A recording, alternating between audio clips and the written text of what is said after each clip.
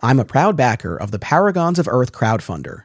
The creative team of Percival Constantine, Thomas DJ, and Eric Johns have plucked forgotten Golden Age superheroes from the public domain, reinvented them as their own sort of Justice League, and put them up against a Lovecraftian apocalypse. Support this project by going to crowdfunder.com, that's crowdfunder without an E, /paragonscomic, and read a free sample. Also, Perry, who's been a guest on the show, hosts the Superhero Cinephiles podcast about superheroes in media. Be sure to listen wherever you get podcasts. This episode made possible in part by educator, hobby comic book collector, and pop culture enthusiast Sam Lim. Sam is based in the South Jersey area and is looking to connect with other comics fans as well as retailers.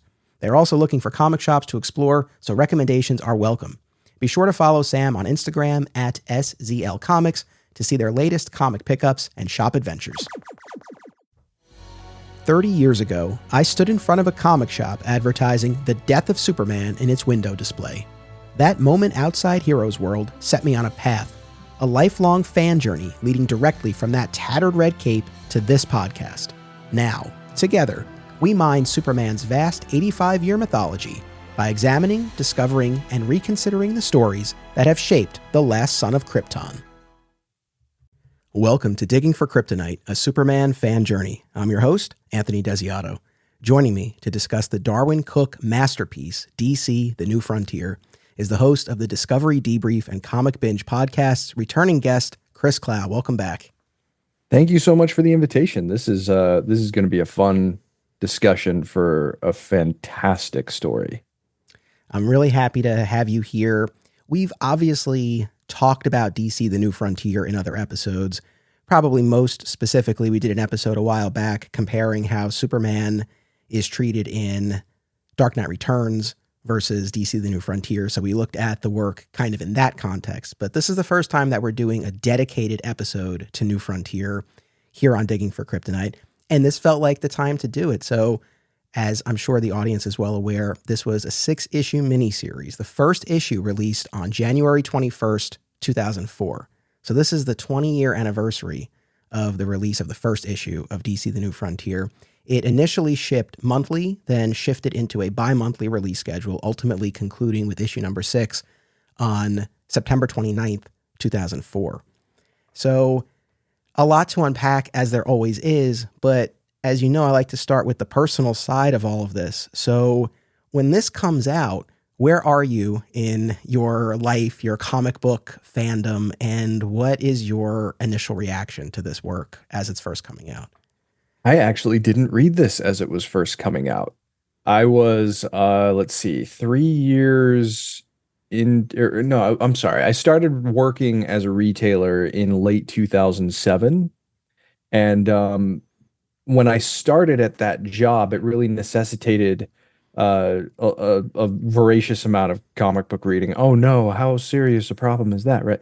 But I mean, as familiar as I was with the specifics of continuity and the histories of certain stories for the characters that I loved the most, there were other kinds of stories that I was certainly lacking knowledge about, and certain characters that I needed to get up to speed on in order to adequately do my job. And it was my manager who suggested that I read The New Frontier. And I said, "What's The New Frontier? I don't think I've heard of that." And he compared it a lot to Watchmen the first time. So we'll get into that. We'll get into that. His comparison was more just on the basis of not deconstructive, but structural, in terms of how it uses prose pieces in the middle of the actual issues, and it had a higher degree of political consciousness, certainly, than your typical run-of-the-mill monthly superhero title. So thankfully, we had all 6 issues in our back issue boxes back then. It wasn't. I think it was well regarded, but I don't think it had legendary status yet, even though I think by the time I had started, we were about a year removed from the publication of its Absolute Edition, which is a pretty good quote unquote award to receive, or at least in terms of recognition for the story. So I read it in 2007 in its entirety in a single sitting, and just consumed it voraciously. I inhaled that story very, very quickly. I took the issues home one day, and when I came back to work the next day, they were all read, and I was just going to read them, but when I got back to the store, I bought them so that I could keep them, and I still have them. So the first time I absorbed it, I think I just remember feeling such an incredible reverence for the collective DC Comics universe that I wasn't expecting, because when you hear the word Watchmen to sort of tee up expectations of a story, you think of the deconstructive elements first, or at least I do. And New Frontier is such a different animal from that. There are, I think, some fair structural similarities to observe, but Darwyn Cooke is clearly someone who loved and appreciated these characters, and he found a fascinating way to map the political environment of the 50s and 60s, or I guess more like into 1960, 61, and apply it to certain milestone moments in DC's publication history. And as a political science kid, you know, who has a useless political science degree hanging on my wall, I just found it so fascinating to explore the motivations in that way. And that's without even touching on things like the designs of the characters and really the reality. Like the title of the first issue to me is a really important encapsulation of where the book goes. Analog Heroes.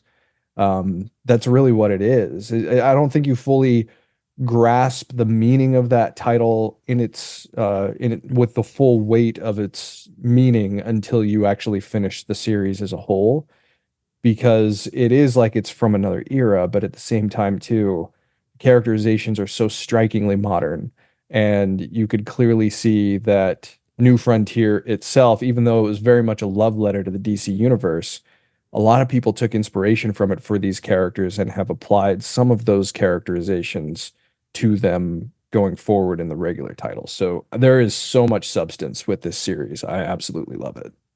Absolutely. Well, no, I envy you that experience that you had of discovering it and consuming it in that singular sitting. And I can imagine what that moment was like. And everything you said is very apt. Again, this tells the story of the dawn of the Silver Age of DC Comics and the birth of the Justice League, set within its proper historical context, as you said, from mid-40s through early 60s. So you're seeing the events play out at the time that the comics were originally published. But the fascinating, or one of the fascinating aspects of all of this, is that, yes, you get to see all of the socio-political dynamics at play in a way that you couldn't when those comics were originally being published. So it's recontextualizing all of these characters and dynamics and origins and debuts. And to the last point that you raised about some of the effects or the impact that New Frontiers had, one of the things that I guess I've always kind of been aware of in the back of my head, but that with this reading in particular, I was really more dialed into, is this really was my introduction, I think it's fair to say, specifically to this version of Hal Jordan, and to an extent Barry Allen, but Hal in particular, because at this point in time, 2004, and I looked up the dates for this.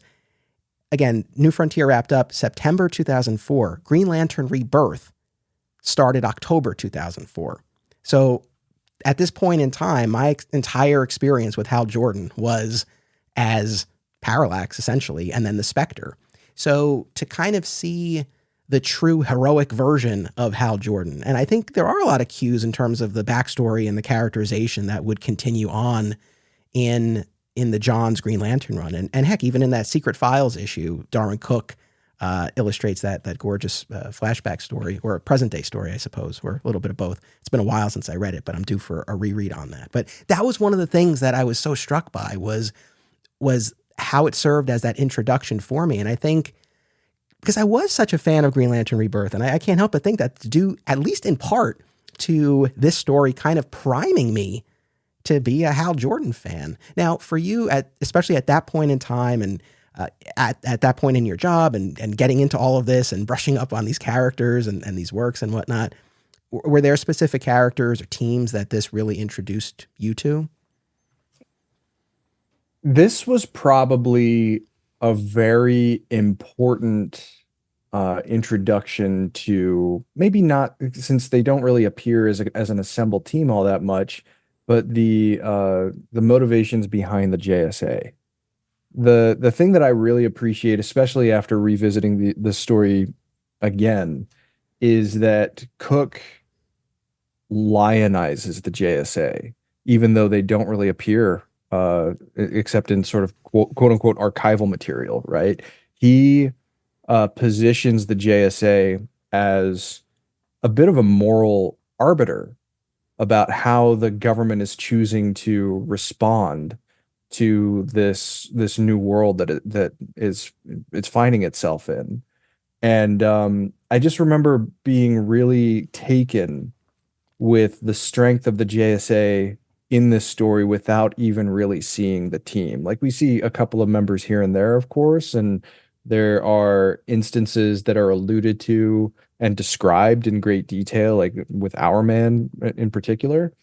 But that newspaper article that I think it was written by Iris West in the first or the second issue, you really get a sense of how much of a heroic foundation they provide and how they feel like the world has left them behind.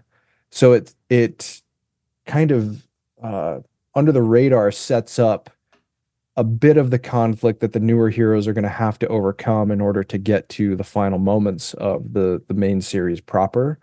And I really appreciate that.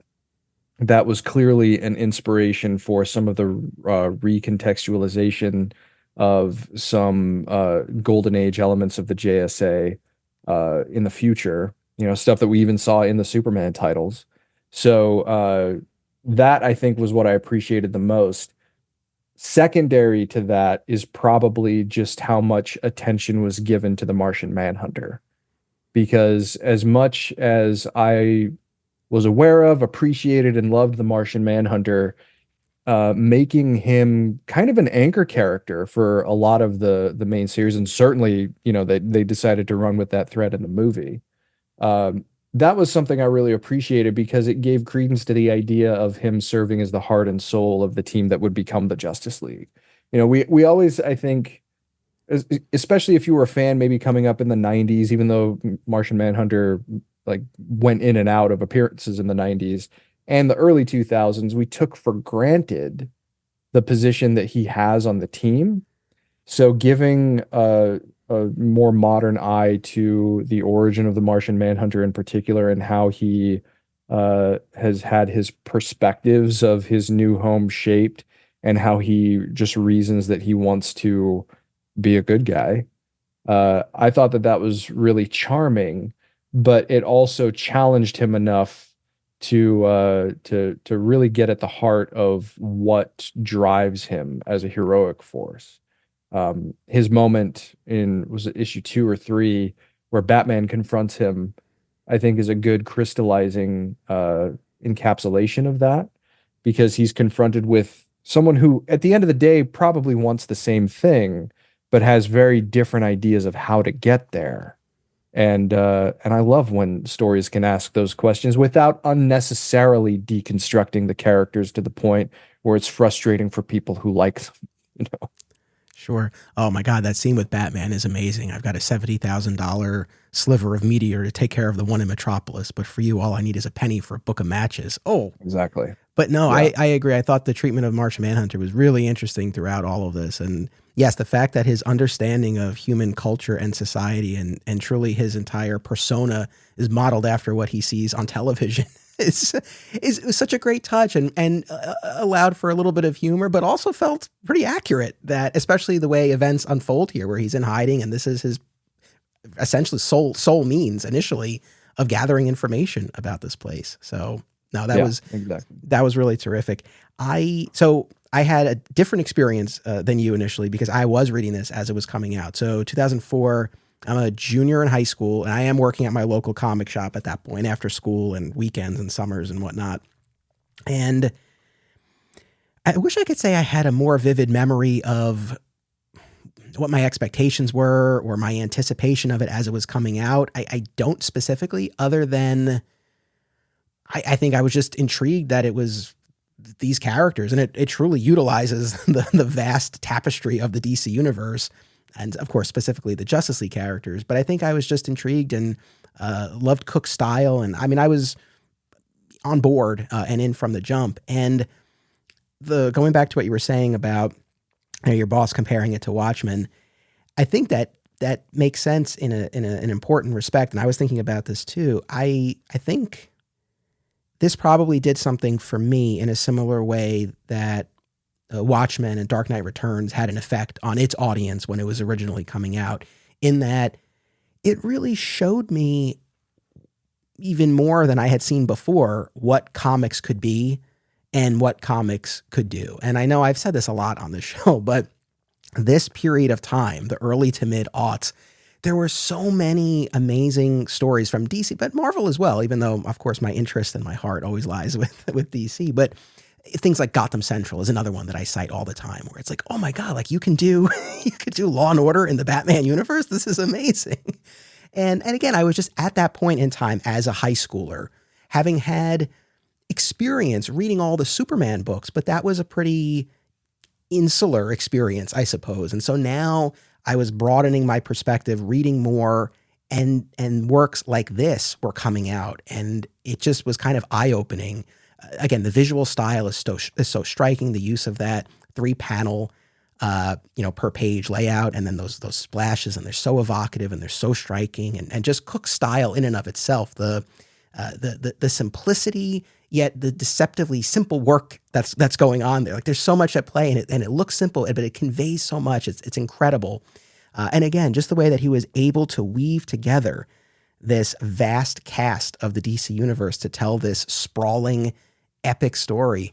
Again, I think it was just kind of eye-opening. I had never read anything like that at the time. And so I think that was probably the biggest impression that it made on me, and why it's remained at the top of my list throughout all these years, even though it's not a Superman story and Superman has his part to play. And at times that's probably one aspect of it that I've wrestled with the most, because of the role that Superman sort of has to serve and the function that he has to provide in the story. But yeah, it's been a favorite for forever. Hey, have you ever met the late great Darwyn Cooke? Did you ever get a chance to meet him or speak with him? When I was in San Diego in 2008 for Comic-Con, I saw him. I snapped a picture of him from a distance. I did not walk up and speak to him, and I can't tell you how much I regret not taking that opportunity. The line wasn't even that long. I think I mistakenly assumed I'd have another chance, and it never came. I have a lot of friends who have spoken to him and who met him over the years at conventions, and they have nothing but great things to say about their interactions with him. I have one friend who has a Hal Jordan sketch in his Absolute edition of New Frontier from Darwyn Cooke, and I told him, hold on to that for the rest of your life, man. But unfortunately, I never had the chance, and New Frontier was just the beginning of my exposure to his work. The Green Lantern Secret Files that you mentioned, of course, seemed like a nice, not that it needed legitimizing, but it seemed like a representation of the important role that Darwyn Cooke played in sort of elevating Hal Jordan again. And Batman Ego is probably one of my favorite Batman stories. His Slam Bradley stuff with Solo, which I think is in the new Absolute edition of New Frontier. But yeah, I kicked myself. Not only did I fail to speak to Darwyn Cooke at San Diego in 2008, I was also right next to Leonard Nimoy and didn't say anything, and I'm slapping myself for that too. So swing and a miss on my end. Unfortunately, you're not alone in that, right? Especially with his passing a few years ago. I think you saw a lot of stories like that on social media, right? It happens. Look, we end the show every time by saying it's about what you do. It's about action. And it's something that we all, myself included, need that reminder sometimes to take these chances, when you have the opportunity. And you can't take anything for granted. I was fortunate enough. I did get to meet him one time. And if my math is right, it was the first year I went to New York Comic Con, which was 2007. And I know I've told this story on my other podcast, certainly, and I've probably told it here too, so I'll keep it quick. But I, my goal was for him to be the first sketch in my first ever sketchbook. And I beelined for his table when the doors opened, and he wasn't there, and he was delayed. And I remember we were at the table for a long time. I wasn't the first one in line, but I was one of the first ones. And I remember he sat down, and one of the people in front of me asked for a sketch, and I heard him say, "Oh, I'm not sketching today." And I was gutted. I was like, oh, like this was, I wanted to meet him and I wanted to shake his hand and thank him for the work, but I really wanted that sketch. And I was like, oh man. But then I saw as he was signing someone's book, he did a little Green Lantern head sketch. It was very basic, probably what you've seen as well. And when I went up to him, I said, would you be willing to do, essentially, I think I asked him to do like a larger version of that, or I might have even just asked him to do it that size, and he ended up doing a full page version of that. But I like to think I was polite and diplomatic about it, but I was like, I would really love for you, I got this sketchbook, I would really love for you to be the first one. I would love to get a sketch. Is there any way you would do anything like that head sketch? And he was so generous and so gracious, and he did that head sketch of Hal Jordan. And as he was doing it, he turned to the people behind me and he was like, "I'm not doing this for everybody."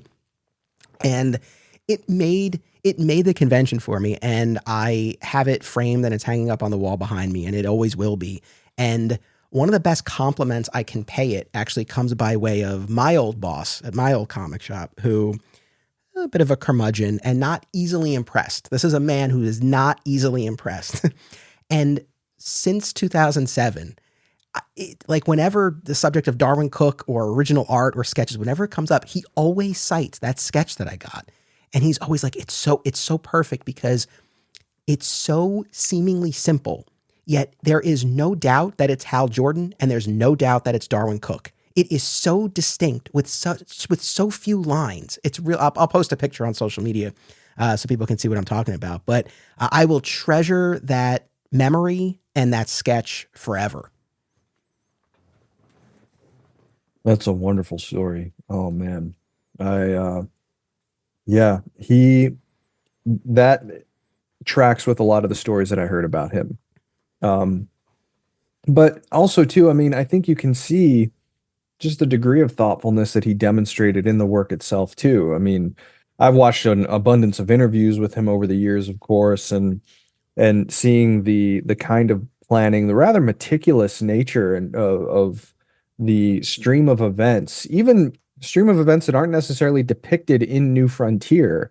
Everything is so well built in this series. And I think, I mean, you have to start with the man himself, right? I mean, it's just, this is such a well-built series, and it has, I think, a pretty important thing to say about these characters, that the meticulousness just continuously amazes me every time, because the idea of interweaving real history with the history of these characters. I mean, we've seen it done before in certain respects, but never to this level of detail. At least I certainly have never seen anything to this level of detail.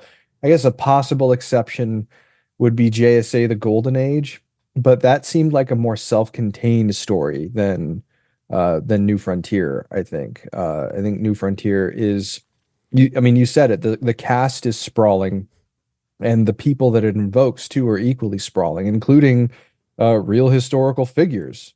So, I mean, I didn't expect to see a cameo from Vice President Nixon, or even some words from Roy Cohn, who's part of HUAC, a lawyer part of HUAC, and Eisenhower loomed pretty large in this series as well, up through the special that was released in 2008 as well. Which recontextualizes Superman's role a bit too. Oh, so we got to talk about that. There's just so much here. So much. I love it. There is so much. But yeah, so we have the original 6-issue miniseries. We have the 2008 animated adaptation and the tie-in comic issue that you mentioned. There was also a toy line. I never owned any of the figures. Did you? No, I never really got into the figure side of things. I was more like a prop replica person, but even then, I mean, they're so expensive that I never really did it. But I always admired the toys, and friends of mine who are big collectors, they still have these, and I mean they are so evocative of the original story, and I mean they look like the sketches sculpted into 3D, which is really cool. I know. I never got any of the New Frontier DC Direct figures myself. I would say during that core time that I was working at my comic shop, I was all about the statues. And I won't lie, I think there was a part, I mean, I don't know. I was going to say that I was kind of dismissive of the action figures, but that's not entirely true because I always did admire them. And I'm sure, like yourself, you're surrounded by them. And I remember seeing all those. I think that really what was probably the most enticing was exactly something like this, when you had a line of figures based off of a specific story. So whether it was Hush or Identity Crisis or this or Superman, Batman, Public Enemies, those were always pretty tempting. But I don't know. I drew that line for myself where, no, it's statues. The one time I broke that was with the Hush action figures. And as a collector, I struggled. I think initially I had them in the boxes and then that didn't feel right. And I did what will, I'm sure, make everybody shudder. I took them out of the boxes and I displayed them, and then that didn't feel right. And then I ended up just bringing them back to the store, and we just kind of had the box of loose figures, and I just put them in there for people to buy. But so all that to say, really my focus wasn't there. In retrospect, I'm like, man, I wish I had picked up even just the Superman one to have, because they were really, truly gorgeous figures. And then as far as the collected editions, you've hit on most of them already, I think. But we initially had 2-volume softcover set collecting the miniseries. Then, of course, there was the Absolute, the deluxe edition hardcover, which is what I currently have on my shelf. And I suppose most recently, a Black Label softcover collecting the entire thing. And thankfully, these new editions include that Justice League animated special. So you really have everything together there. What are the versions that you have? Or versions? I have so I didn't get the original Absolute edition that came out in 2006. In 2019, they issued a 15th anniversary Absolute edition that now included the 2008 special and Solo number 5, which I think was his Slam Bradley story that he did. So it's a little more comprehensive. It's probably the same material that's in the deluxe edition. But I'm such a sucker for the Absolute format, and it's a story that I love so much that I had to spring for it. I mean, if there's anything that warrants the treatment and the oversized pages, it's certainly that. One of the things that I was, I think, a little more focused on this time, because I read the Paul Levitt's introduction to the hardcover. And one of the things he talked about was how back in the day, there were I guess there was more separation between editorial offices and the cross-pollination of characters. So you didn't necessarily have them popping up in each other's books all the time. And that was one of the things that with this work, Cooke was able to, smash all of that down and have all of these characters together. So having the Losers and the Blackhawks and all of our sci-fi heroes and whatnot, and the burgeoning Justice League, to have all of them together, interwoven throughout all of this. So I thought that aspect of it was interesting. Yeah, that rings pretty true to my understanding of what the structure was. I have a podcast that I've neglected for a long time, but it's a passion project called Comics on Consoles, where I delve into superhero video games.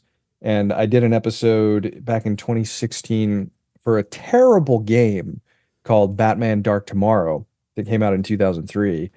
The thing is, though, that the story was very, very good, and they would have cinematic videos between different levels that told elements of the story, and just like the art design for it was very strong. The voice work, it wasn't the regular animated series cast, but it was also surprisingly good, and just the writing was very, very strong. And I interviewed the man who wrote the story for the game. His name is Scott Peterson. He had a pretty long run on Batman the Gotham Adventures, which was a Batman animated series tie-in comic, but he was also, I found out while interviewing him for that discussion, he was the liaison editor for the Batman office at DC for a number of years. One of the anecdotes that he told me was being in the room when Chuck Dixon broke Bane for the first time. So it was pretty cool. But he talked about having to be the person who said no if there were other people at different offices that wanted to use Batman or a related character.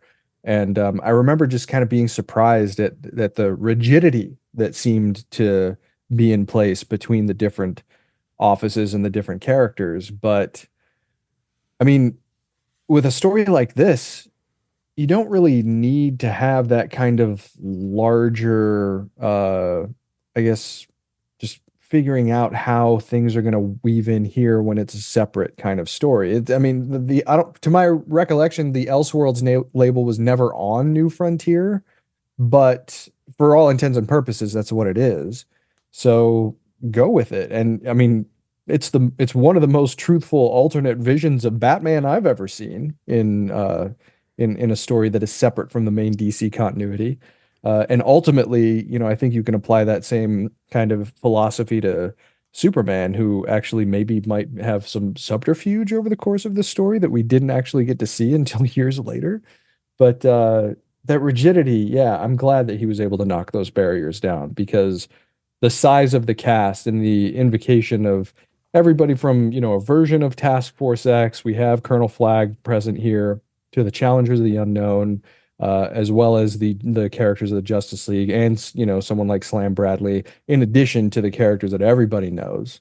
I don't see this as anything more than just an extremely excellent, well-crafted, meticulous celebration of everything that is DC Comics. And that's a hard thing to pull off, but he did it. Absolutely. It's funny. I agree. This certainly exists outside of mainline continuity. Yet if Dan DiDio's 5G plan had come to fruition, this, I guess, would have fit there, right? Because the whole idea was that the characters would have been their quote unquote actual ages based on based on when they appeared. But in any event, yes, it's certainly its own thing. And there's, I think one of my favorite sequences in the whole thing is the Las Vegas piece. And of course, what stands out the most is Wildcat's last hurrah in the ring, Ted Grant. And then, of course, the Captain Cold attack and Barry saving the day and don't ever mess with my Iris, which is one of my favorite moments from the whole thing. But in between all of that, you have a bunch of characters in their civilian guise attending this fight. You've got Bruce and Ollie and Lois. You've got Rick Flag and Carol Ferris. You've got Selena Kyle and Dinah Lance. Like, you've got all of these people here, some interacting, some not. It gives the story and this universe such a lived in feel. And these characters feel like people. I know the stories are very different in different spirits, but that's whenever we talk about Identity Crisis, that's kind of one of the things that always resonated with me about that story, was making it feel like this was actually a community of people.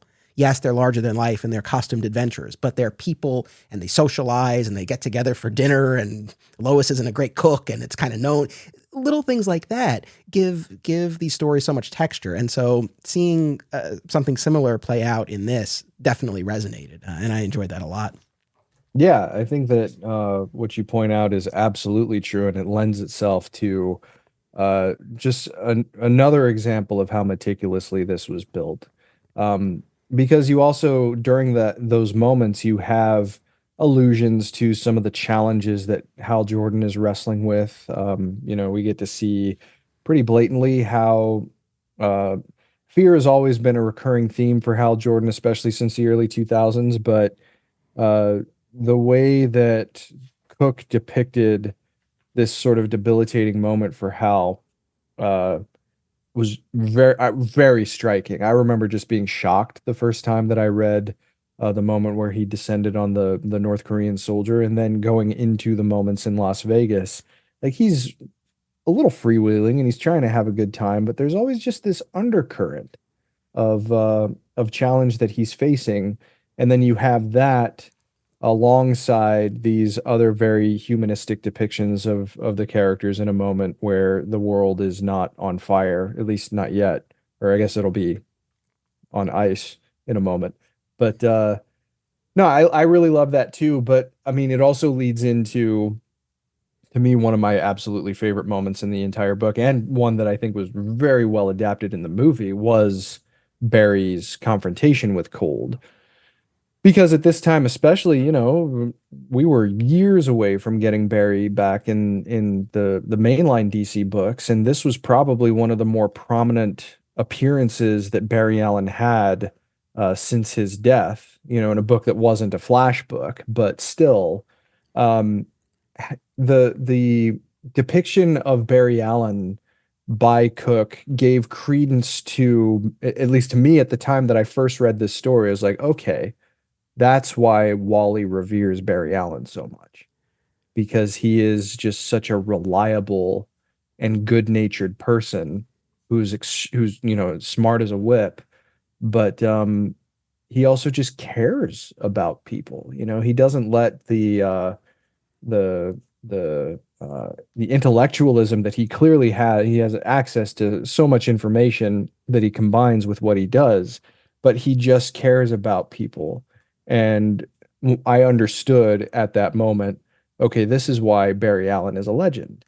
And they didn't go with that as much as I hoped they would when they actually brought Barry back into the DCU, because even when those stories were coming out, as much as I was enjoying them when I was reading them, I was still going back to that fight with Captain Cold in the New Frontier. And I think that, at least to me, illustrates how strong a moment it was in its depiction of Barry Allen. Dude, 100%. The New Frontier had a similar impact on me with respect to Barry, just as it did with Hal.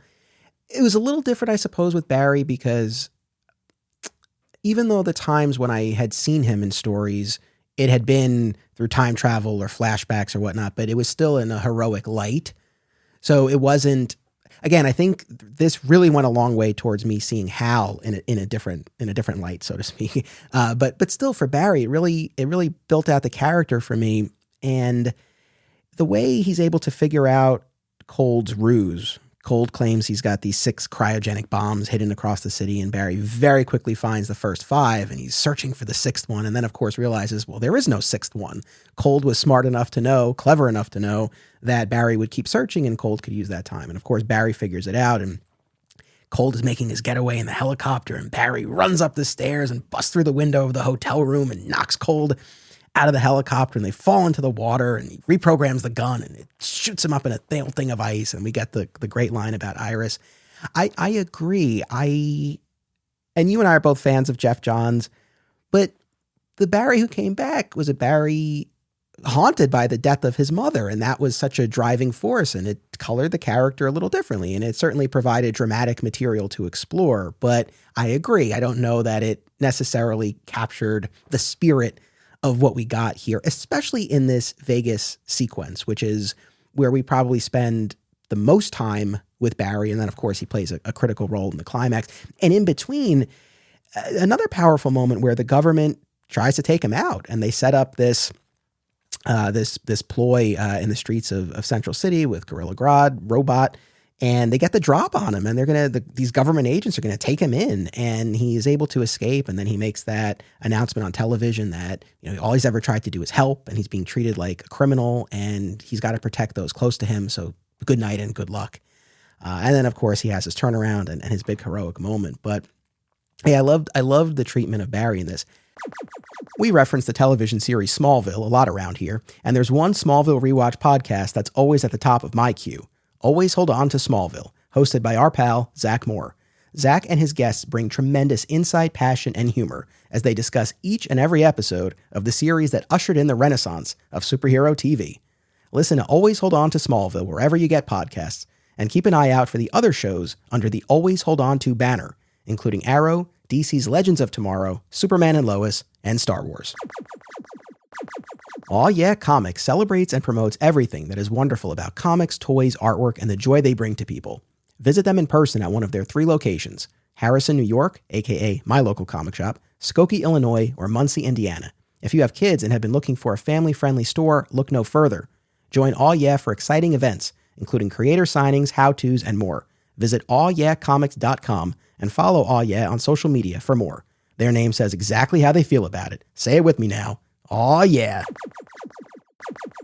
Fat Moose Comics is New Jersey's best and oldest comic book store. Established in 1982 and under new ownership since 2020, Moose sells a wide selection of comics from every publisher and time period, along with action figures, graphic novels, posters, statues, and more. If you're looking for something and they don't have it, they can probably get it for you. They know a guy.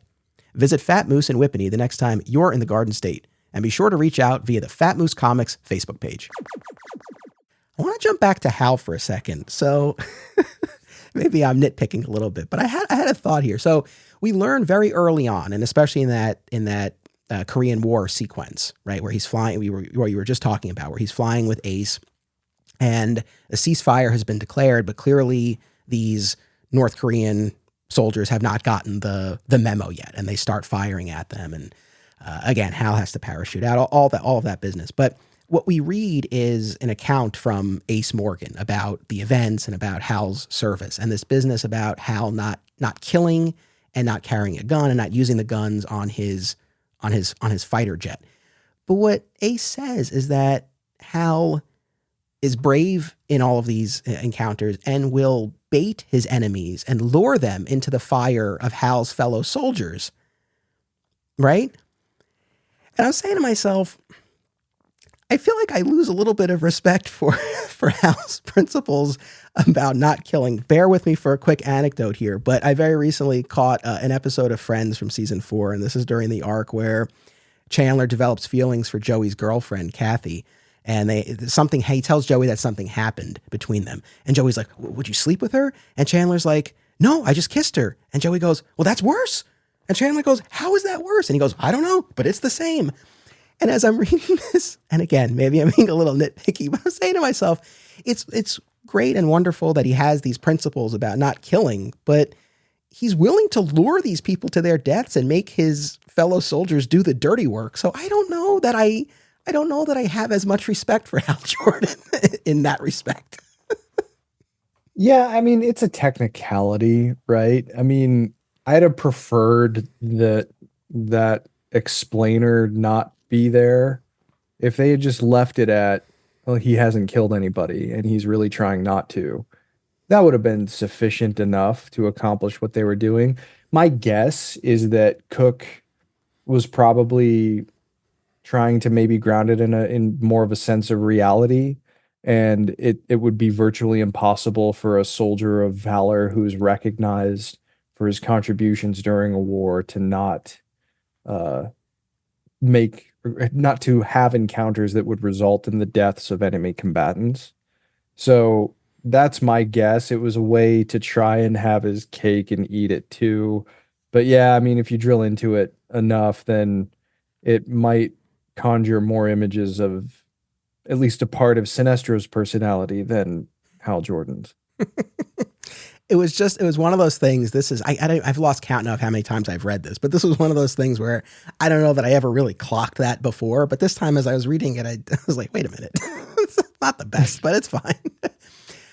We've been talking about, again, this time period that it's set in, and this moment in time in DC Comics history and comics history generally that this captures, where we are segueing out of the Golden Age and into the Silver Age, and we have this interim period, and the mystery men of the World War II era, namely the Justice Society of America, they've been forced into retirement, and we haven't yet seen the rise of Hal and Barry and the rest of the Silver Age heroes. And of course, that's what will ultimately be needed in order to overcome the threat of the Center that is threatening all life on Earth.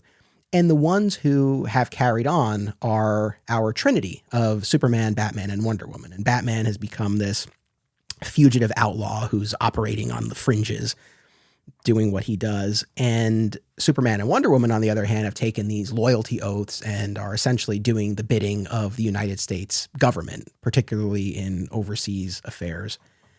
So that's where we catch up again with our trinity, and particularly with the character of Superman, which this will not surprise you. I want to spend some time on this, but I also want to talk about just this period of time, because I feel like the book does a really nice job of capturing the dichotomy of this era. We did not live through this, so we can't speak from firsthand experience, but from what we've read and learned and seen, it seems that there was this push and pull, this sense of relief coming out of World War II, and optimism and prosperity and hope for what's to come. But on the other hand, you still had all of these issues with racism and women's rights and the Cold War paranoia and McCarthyism and all of these forces swirling around. And again, I think it's such an interesting backdrop. And I feel like, and do you agree that the book captures that tension? Oh, absolutely. I mean, one of the things that I really appreciate about it every time I revisit it is just how it took pains to depict a lot of the very real social and political upheaval that was taking place during that time. I mean, yes, of course, we didn't live through those times, but one of the things it brings to mind, there was a segment, I think it was around 2010 or 2011, that was on The Daily Show. This was back when John Oliver was a correspondent on The Daily Show, where he was responding to political pundits who were talking about trying to get back to the old good America, you know, the idealized version that they felt we had strayed from. So Oliver's tact was to interview people who were, you know, in the prime of their lives during different decades. So he went back and he, you know, talked to people in the 80s, like, oh, it's terrible, the economic strife. There were such disparities and they just only grew from there. In the 70s, oh, women had to fight so hard for every little bit of their rights. That's why we had bra burnings. And then, okay, well, what about the 60s? Well, the civil rights movement was kind of a black eye on society. Okay, what about the 50s? Oh, the Red Scare made everything all terrible. People were crazy. Okay, what about the 40s? We were embroiled in a giant global conflict where we weren't sure if we were going to exist the next day. And his point was at the end, oh, these people are talking about this idealized version of the country because they're talking about an era when they were children. They could not actually really see all of the socio-political mechanisms that were in play because they were too young to understand them.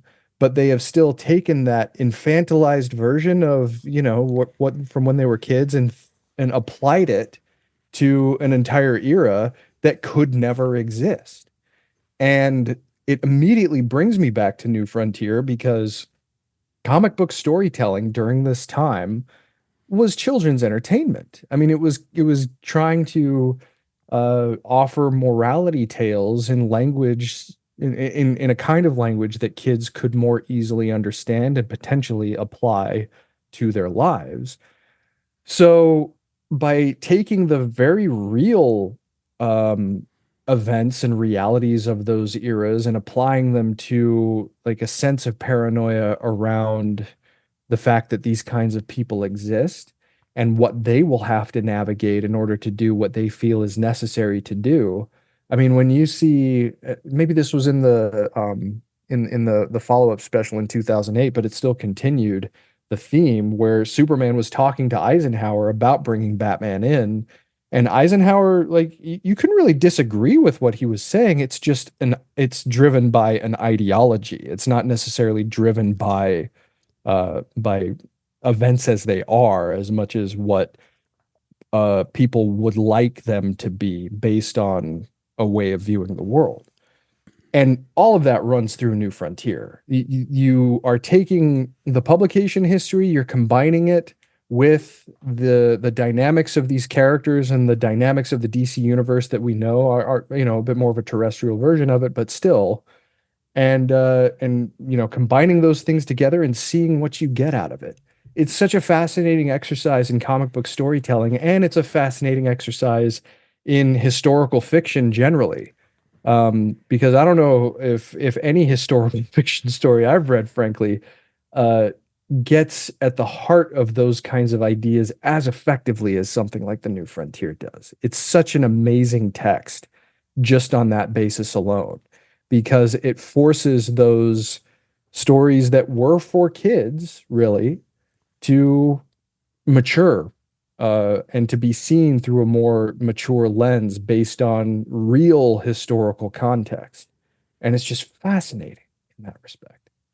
Well said. No, I appreciate that analysis. And, you know, another quick anecdote here. So the timing was very serendipitous for this. It was lined up with what I was thinking as I was going through my reread. There's a very well-known pizza place in Brooklyn, Luigi's. I've never been, but I watched one of their videos on Instagram once. So now you know that means I constantly see their videos on Instagram. And the older Italian guy who runs it and makes the pizza, and he reminds me of a dear friend of mine. So that's kind of, I think, why I continue to watch them. But they have a strong social media game, and they're always doing these little interviews with Gio, is his name. And one of the most of them are pizza related. What's the best pizza? Is a half slice okay? Should you dab your pizza? Stuff like that. But this one, they asked him, what was your favorite era? And he goes, the 50s. And the guy was like, oh, why the 50s? He goes, oh, the music was great. The cars were great. Everybody was having a great time. And as I'm watching this, I'm saying to myself, well, probably not everybody. And sure enough, of course, in the comments, someone expressed that. And you might be able to guess what the response to that was. And there was back and forth. But I think it's probably the phenomenon you just described, where he's remembering his youth. And that's maybe kind of conflating things a bit. But as I'm hearing him say this, that was my gut reaction. I was like, well, yeah, for some people, not for everybody. There's always the positive and negative, and we always have to be able to reckon with that, to accept both and deal with both. One of the things I wanted to ask you is, in the years since this has come out, whether through conversations at your comic shop or online or on your podcast, I'm curious, have you encountered instances where you've seen people misreading essentially New Frontier as longing, as conveying a longing for that period of time? And the reason I bring it up is comic book artist Doc Shaner. He's posted a lot about New Frontier, was a big influence on him and inspired him to get into this line of work. And he's, spoken very lovingly about it. But there was a tweet a little while back where he joked about using his time on a panel at a convention to explain why people sometimes get New Frontier wrong. And then people said, what are you talking about? And someone commented and said, is it about how people read a story called The New Frontier, all about the human spirit to unite and drive forward together, and the biggest thing they take away from it is yearning for a bygone era and wishing things could go back? And Shaner, I would argue, endorsed that. He wrote back, ding, ding, ding. So even though I couldn't find another instance where he wrote or spoke about it himself explicitly, but he seemed to kind of endorse that tweet. Anyway, it's a long-winded way of saying, just have you encountered that where people kind of look at this and interpret it as this longing just to go back to that time? No, that's not been something that I've personally come across. I can see how it could be construed that way. But another layer that's just fascinating about this is how much it is about confronting and not fighting against, but dealing with change, rolling with change. We're moving into a new era, and that's basically like one of the major statements that the book makes at the very end. If you hadn't totally gleaned it yet, it's pretty clear there on the final couple of pages. But it's like I guess you could say that maybe it's more easy to misconstrue the meaning that way because it is it's depicting an era of change for characters that have existed for a long time. So maybe combining the I guess more quote unquote vintage kind of appearance that Cooke was going for in the artwork with the fact that they are depictions of the characters as they used to be. Maybe people misconstrue it based on those grounds, but I mean, I've always certainly interpreted it as a story about the nature of change and how different people choose to react and respond to it in order to keep moving forward, not moving backward. No, I agree. To be honest, I hadn't encountered that personally myself, but clearly Doc had and wrote about it, and I was just curious. But no, your points are all well taken here. So let's talk about the Superman of it all. Like I said, one of the things that I've had to wrestle with as a Superman fan, and I know you are as well, is the function that Superman serves, where ultimately it needs to be the new generation of heroes who rise up and win the day and step forward and work together. Superman certainly plays that crucial role in rallying them and making that big speech at Cape Canaveral right before he is instantly taken out by the Center in a moment that And I love this work so much, but it almost borders on comical, like how fast he goes down after this rousing speech. But along the way, again, he's doing the bidding of the government, and this is where I want to kind of bring in the animated movie a bit here, because some notable distinctions between the two, particularly with respect to the Superman of it all.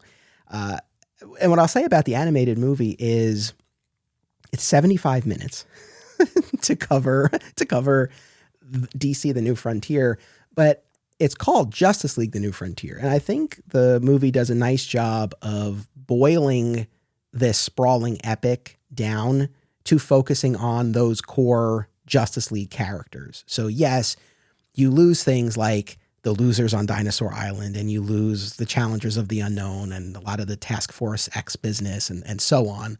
But the flip of that is that you get a tighter focus on our core Justice League characters. And so I think it, as an adaptation, specifically within the confines of that runtime, I think it achieves a lot. And just getting to see a lot of these scenes that we love so much brought to life in Cooke's style, and to hear them performed and to hear the music and everything, I think it works. Do you, I mean, what is your overall impression of the adaptation? I mean, it was a big deal when it came out, because I think it was only the second in the line of DC Universe animated original movies following Superman Doomsday that came out the year before. I actually had a conversation with Bruce Timm at a convention in Seattle, because that was when Blu-ray was just starting to break onto the scene. And I asked him, does Blu-ray, does like higher definition make a difference for this kind of work that you guys are doing? And he's like, oh, I don't know. I don't have a Blu-ray player. So, okay. All right. Well, asked and answered, I suppose. But no, I mean, the movie, when it first came out, I just remember being really taken with it. And since I had just read the story the year before the movie came out, or I guess roughly about a year, I guess. I remember being struck at how much we did get. I was honestly expecting a looser kind of adaptation, maybe kind of in the vein of Superman Doomsday, which did not set my world on fire the first time I saw it, or really subsequent times I've seen it, I guess. But it's fine, but it's different, they would make a movie called The Death of Superman years and years later that was far, at least, with the actual depiction of the fight and the death, far closer than something like Superman Doomsday. So I was expecting a similar kind of adaptive philosophy. And it was much straighter, because even when you don't see the losers on Dinosaur Island, or you don't see like the long form depiction of that fight with Ted Grant, they're at least alluded to, like they're acknowledged in the frames of the movie, which to me goes a long way, because hopefully, people will watch the movie and they'll realize, oh, wait, maybe I should read the book. And then they'll explore those deeper moments that are in their full context in the book. But nowadays, if this was a story they were adapting, I think they would give it the multi-part approach like they've given to a lot of other prestigious DC stories over the years, most especially with the death and return of Superman, and the Dark Knight Returns got multiple parts, and we're about to get, I think, a 3 or 4 part Crisis on Infinite Earths animated movie. New Frontier would probably at least have been 2 films if they had kept that approach on the initial adaptation. Maybe they still can sometime. Or maybe James Gunn will want to adapt it as an Elseworlds, who knows? But I just remember being not mystified, I guess, kind of amazed at how closely the animation style for the movie managed to evoke the book without being, because none of that stuff can ever be one-to-one. Try to have multiple animation cells in Tim Sale's art style. I don't think you can do it. Get it? You can only get something like that from comics. But with this, with Cooke's previous work for DC, Warner Brothers Animation on something like Batman the Animated Series, it lent itself to this kind of approach. And the visual adaptation is arguably far closer than the narrative adaptation is. But for the narrative adaptation, nothing to sneeze at either. It is very efficient, although you could argue maybe some of the soul of the book is lost, but less than I expected to be lost was. I'll put it that way.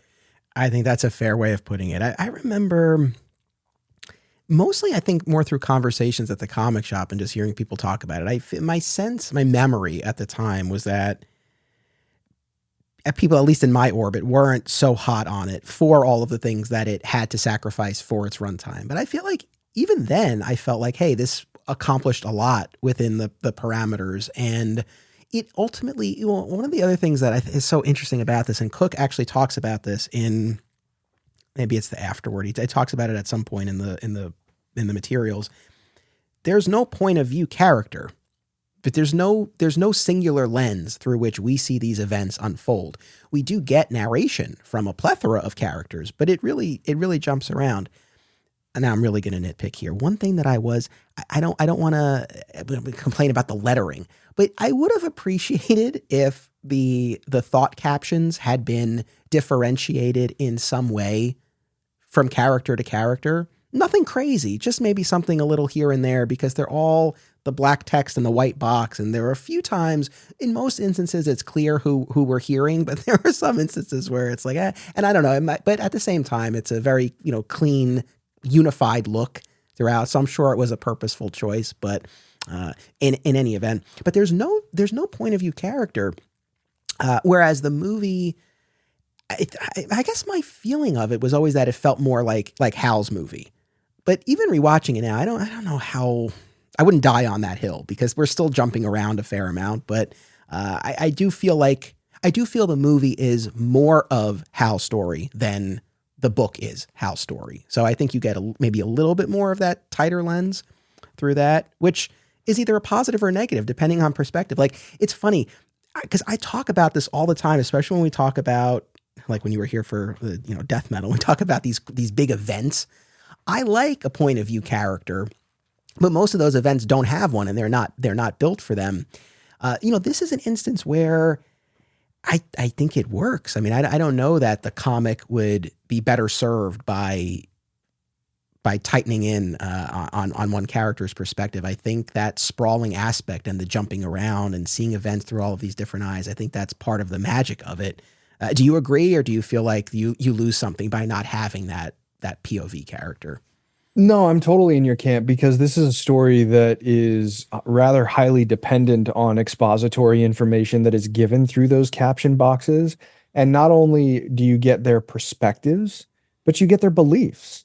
And I mean, if anything, New Frontier is a showcase of a clash of beliefs. You see it very early on between Superman and Wonder Woman. You see it, like we said, between Batman and Martian Manhunter. You see it with the other kind of political antagonisms that arise between different characters and different characters who are from the government. So if you didn't have that kind of hopping around, you wouldn't get nearly as much contextual information for the turbulence of the time, because one of the brilliant aspects of the story is that Cooke established what the ideologies of each of these individual characters were, and he placed them in a stream of events that is defined by the politics of the time. So how do they react and respond to those things? How do they work through it in their heads before we actually see them accomplishing different actions? So if you had a core character that was providing perspectives on everything going on, you wouldn't nearly have the richness that you do of a variety of perspectives and beliefs that play out over the course of the story. I am not quite in your camp with the captions. I totally see what you're going for, and I absolutely respect the necessity to have that clarity from the outset. But one of the things that, looking back on it since you've said that, one of the things that I kind of like about the reading experience was figuring out exactly who is talking, because it's like the contextual clues that are laid down based on what they're talking about, what you know from the things that they've done before. And then when you click it together, it's like, oh, that's who's talking. And I enjoyed that element of it personally, but I see where you're coming from. No, but it's fair, and that's even why I was saying, like, I feel like it, was purposeful, and it does have that effect. So again, I totally get that, so I feel like by by showing us the events through all of these different characters' eyes, I feel like it creates this puzzle, and then when you get to the adaptation, you don't have all of the pieces. Some of those pieces fall away. There's still enough of a narrative there where we can follow the story. I do think the movie works best as a companion, because when you know the work, when you know the actual text of the comic, you watch it, and for example, Ted Grant's fight in Vegas, you don't see much of it in the movie. It's primarily on the screen and you hear the announcer, but if you know that backstory, you can kind of fill it in and it becomes this really fun nod. So as a companion, it's really great. I would be curious for people who only watched the movie if they felt they got enough. And I don't know, I can't answer that, but I would be curious for anyone out there. If anyone listening to this, has only experienced it through the comic, or through the movie, was it a satisfying experience? Did you feel like you got it all? I mean, I would be curious, but the Superman of it all. Okay. So there's, one of the key scenes in this, particularly for Superman's character, is one that plays out very similarly in both the comic and the movie, which is that scene in Indochina with Wonder Woman, where Superman arrives and he finds all of these dead rebels, and then he finds Wonder Woman and the women of the village all celebrating, right? And Wonder Woman explains what happened, that she was there on her mission. She saw these women who had been sexually abused and placed in these cages, and she freed them. And she didn't kill the rebels, but she placed the guns in the clearing and allowed the women to make their own choice. And they decided to execute their captors. And then they're all celebrating after. And again, you see this moment where Superman's been towing the line, right, and following the orders that he's been given, and now you have Wonder Woman pushing against that. And I guess let me toss it to you. I mean, what is your take on the Superman of it all, particularly in this scene? Because I think this is certainly one of the key ones where it really manifests. But this role that he's serving and what he's going along with, and then how that puts him in conflict with Wonder Woman. What's your read on that? I found the depiction of their ideological conflict very truthful, because, I mean, as much as Wonder Woman is a character of peace, it's also very difficult to ignore how much of her lineage is rooted in conflict and war. And I feel like Cook actively acknowledged that by placing them both in this situation, because naturally someone like Superman, especially a Superman of the 50s, we have our own, it's like, this is another like metatextual element of the book, I think, is that you think about, if you're a Superman fan, you're thinking about what Superman was like in the 1950s. The immediate image is probably going to be George Reeves and maybe some early barrel-chested Kurt Swan stuff, right? And Wayne Boring. But I mean, you also have an idea of what comic book storytelling it was itself in that era. And back then, of course, Superman was the poster child for comic book storytelling. It was more simplistic.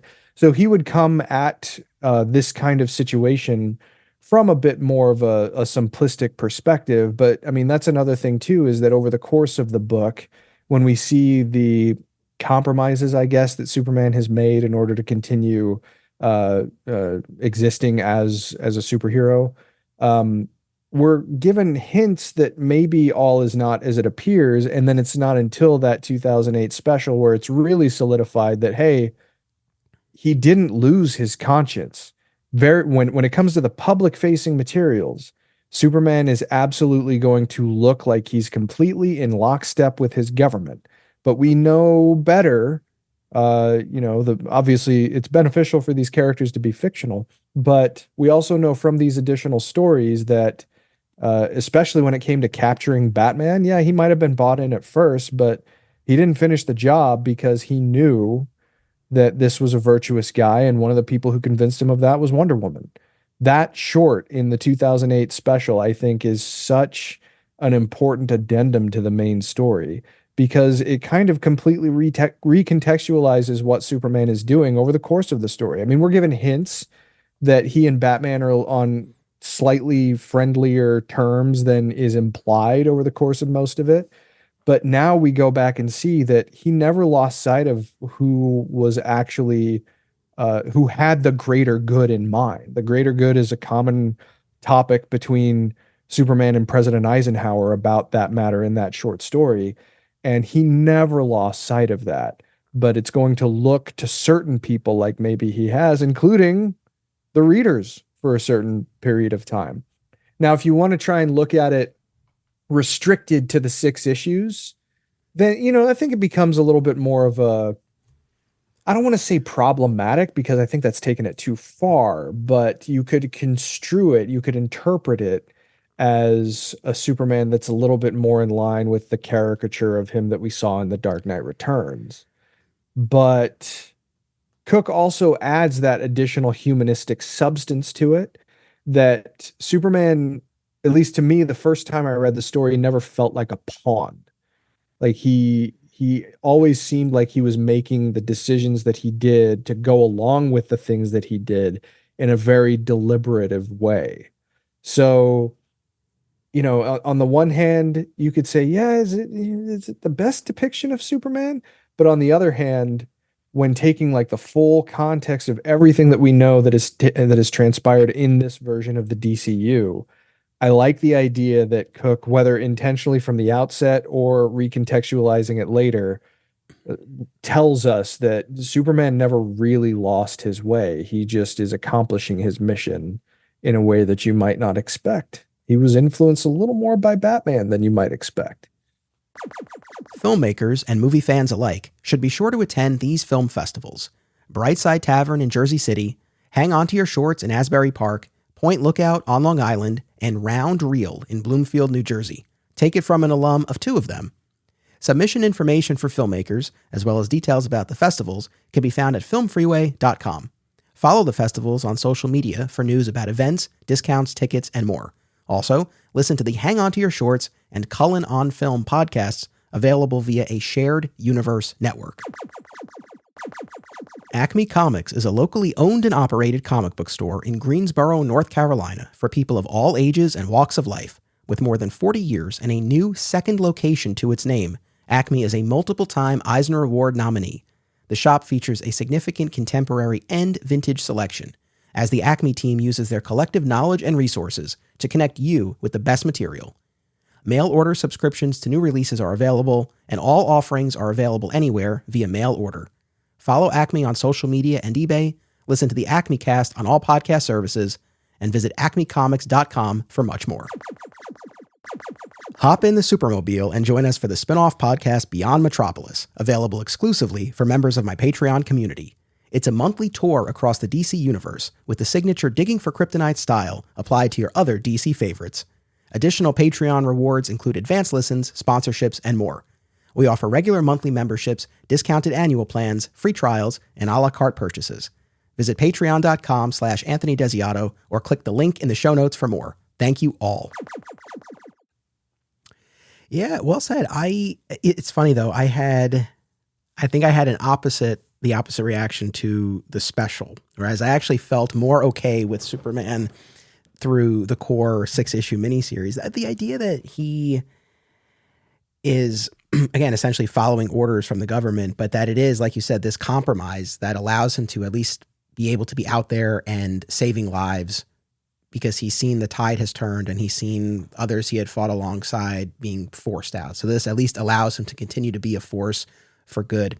One of the things we don't get, other than the business about capturing Batman, we don't know exactly what he's being tasked with. We don't see that. So I guess that's one question I have. Like, I wonder exactly what it is he's doing. There's when he's called up in the comic to save the rocket to Mars, he's fighting a giant robot, right? So missions like that. But I'm curious more about what some of those again more geopolitical missions might have looked like. But it presumably, and I would give Superman the benefit of the doubt that he's not doing anything that would morally compromise himself, right? He's still doing the right thing, but at the behest of the government, and not being that leader that he is urged to be by Wonder Woman in the comic and by Lois in the movie, which I want to circle back to. But the scene in the camp with Wonder Woman, it's a great scene because the tension between them is totally believable, and you would get where each of them is coming from. And certainly Wonder Woman, like you said, with that warrior background, it tracks that she would see these women and free them and afford them that opportunity to enact justice. The layer that's added that I really liked is that line where Superman's like, and you're celebrating, right? So it's like, it's that aspect of it too, where it's one thing that we had this violence take place, but then their response to it, their celebration of it, is so antithetical to him. Even if he could get on board with, okay, they did what they had to do, which he still wouldn't, that idea of toasting and cheering about it, he would be in such opposition to. And we get that great line from Wonder Woman, "There's the door, spaceman," which we get a lovely callback in the comic at the end when Wonder Woman gives him that further push that we need a leader right now. And then tells him, "There's the door, spaceman. Like, this is your opportunity. This is your moment." And of course, that's when he talks about you're fighting over masks and uniforms. Like, we need to come together.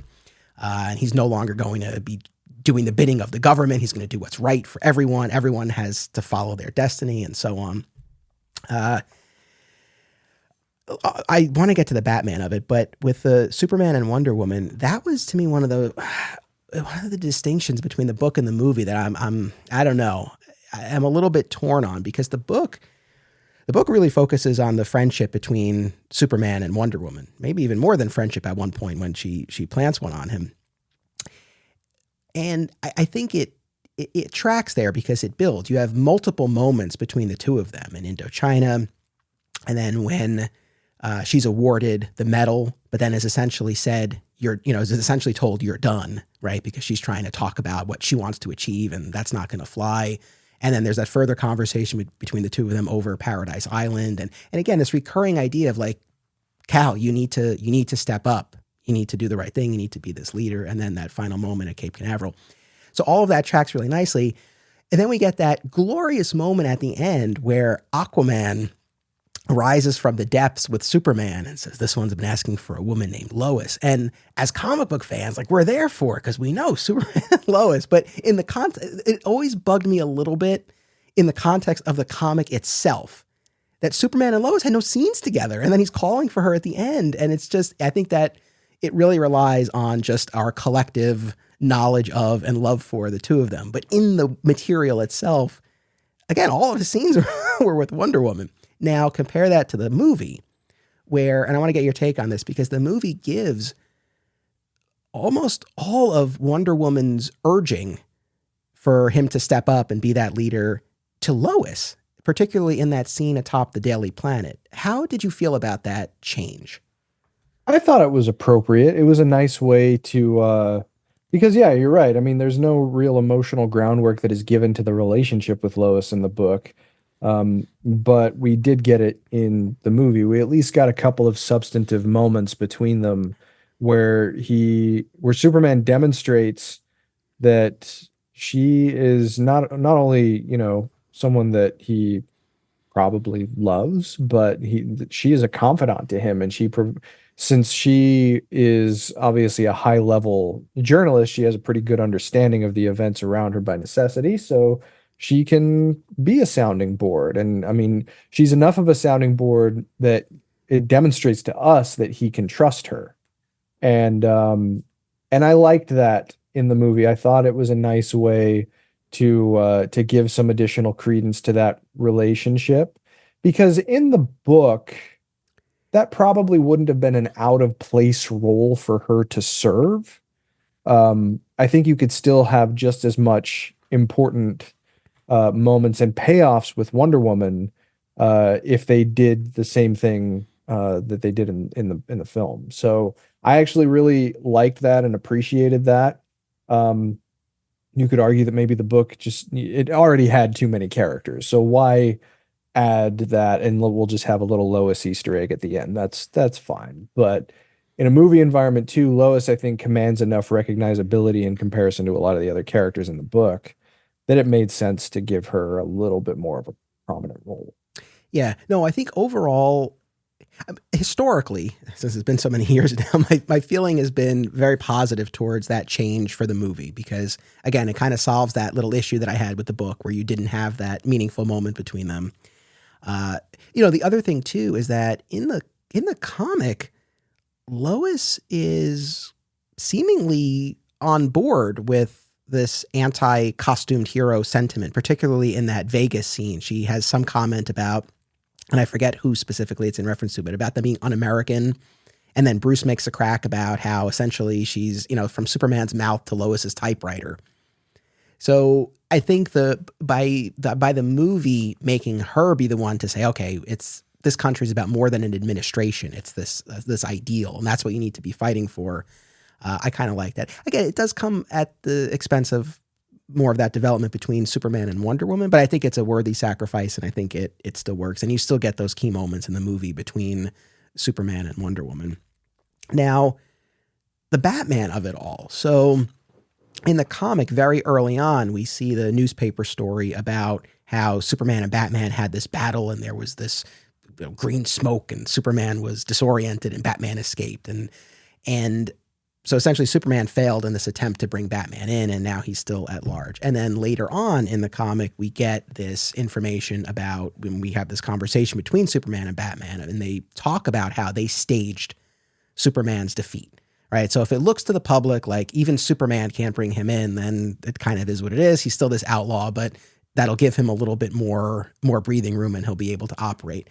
And I was totally cool with that. I really like that, because that at least shows that Superman is rebelling, at least to an extent, against these orders that he's being given. And kind of going back to my earlier point, where we don't know exactly what kind of missions he's being sent on, but you give him the benefit of the doubt, he's not doing anything to compromise himself.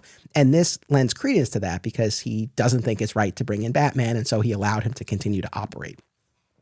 But then we get to that special, and I enjoyed it overall. I don't want to make it sound like, oh, it's terrible, but there we see Eisenhower task Superman with bringing Batman in. So that special fills in that gap in the story here. And Superman, I guess maybe, to your point, what I did like was actually hearing Superman articulate his opposition to Eisenhower, where it's like, it seems like Batman's working for the good of people. And then Eisenhower has this whole bit about the greater good, and we can't allow this to continue. And Superman acquiesces and agrees to go after Batman. What I thought was so interesting, at the very end of that scene, Eisenhower asks about Clark's folks. He's like, and how are your folks? Martha's back acting up again, which based on this period of time that the story takes place, or that the era of comics history, I would have assumed that Jonathan and Martha were not alive. So it was just that it was very interesting. That struck you as well? Oh, it kind of made it feel the arrangement between Superman and the government feel more threatening in a way, even though nothing is said. It's just the undertone is there. Yes, and there's an implicity to the president just offhandedly asking about how his parents are doing that I think contextualized his ultimately rebellious attitude in another interesting way. But I get what you're saying. I mean,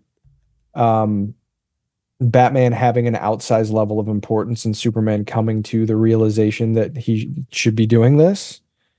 Yeah, I mean, I could take it or leave it, honestly. I think that there is something valuable to say about Batman's ability to at least make a very solid case for his way of doing things. And I love in the special the depiction of, well, you got a point, you can't trust me, so here. And he gives them his face, That I thought was a really strong way to illustrate to us that Superman will see him as a man of principle by doing that. I feel like it's pretty easy to see that Superman will, like, that's how okay, I can ultimately trust this guy if he's giving me his deepest secret in pursuit of a point, because he knows that we want the same thing, then I can see Batman, impacting his outlook on things that way. But I mean, I'm with you. There's something I think inherently attractive about the idea that Superman had maybe a longer standing, more rebellious attitude than the special maybe recharacterizes. Yeah. Well, so So a couple of things. So first of all, no, I totally agree. I think that the juxtaposition of the order that Eisenhower gives him and the comment about Martha and Jonathan, I think that is very purposeful and definitely conveys that air of a threat of, don't forget, we know who you are and how to get to you. Because throughout the scene, it's not that Eisenhower is blatantly patronizing towards him, but I don't know. My reading of it, I felt like there was an air, a little bit of an air of that. And then certainly when we get to that end there. So I don't know. I guess I'm going to argue maybe even with myself a little bit because I'm continuing to kind of sort this out. I think what bothered me about the special was the fact that Clark initially did try to bring Batman in. I liked my interpretation of the original miniseries was that no, like they just kind of worked this out and you didn't have that initial attempt. So I felt like this, because that helped me to sort of reconcile the Superman as government pawn in the story. And then to see that, oh, he was pushed into doing this and he actually did try, I bumped up against that a little bit. But again, as we're talking about it, there was this apparent threat towards his parents. So maybe that helps account for it.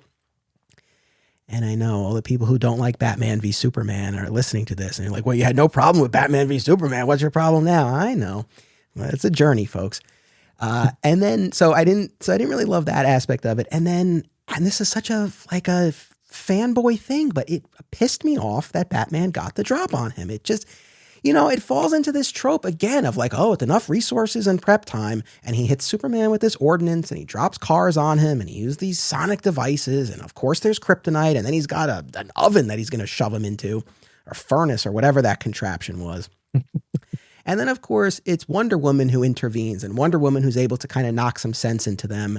And yes, I thought it was a powerful moment where Batman unmasks and that went a long way. And I did like Wonder Woman's commentary towards the end where she recognizes how selfless Superman is to have the humility to allow the public, in the public's eyes, he failed to capture Batman, right? Because then we get into the business about this battle that was staged between them.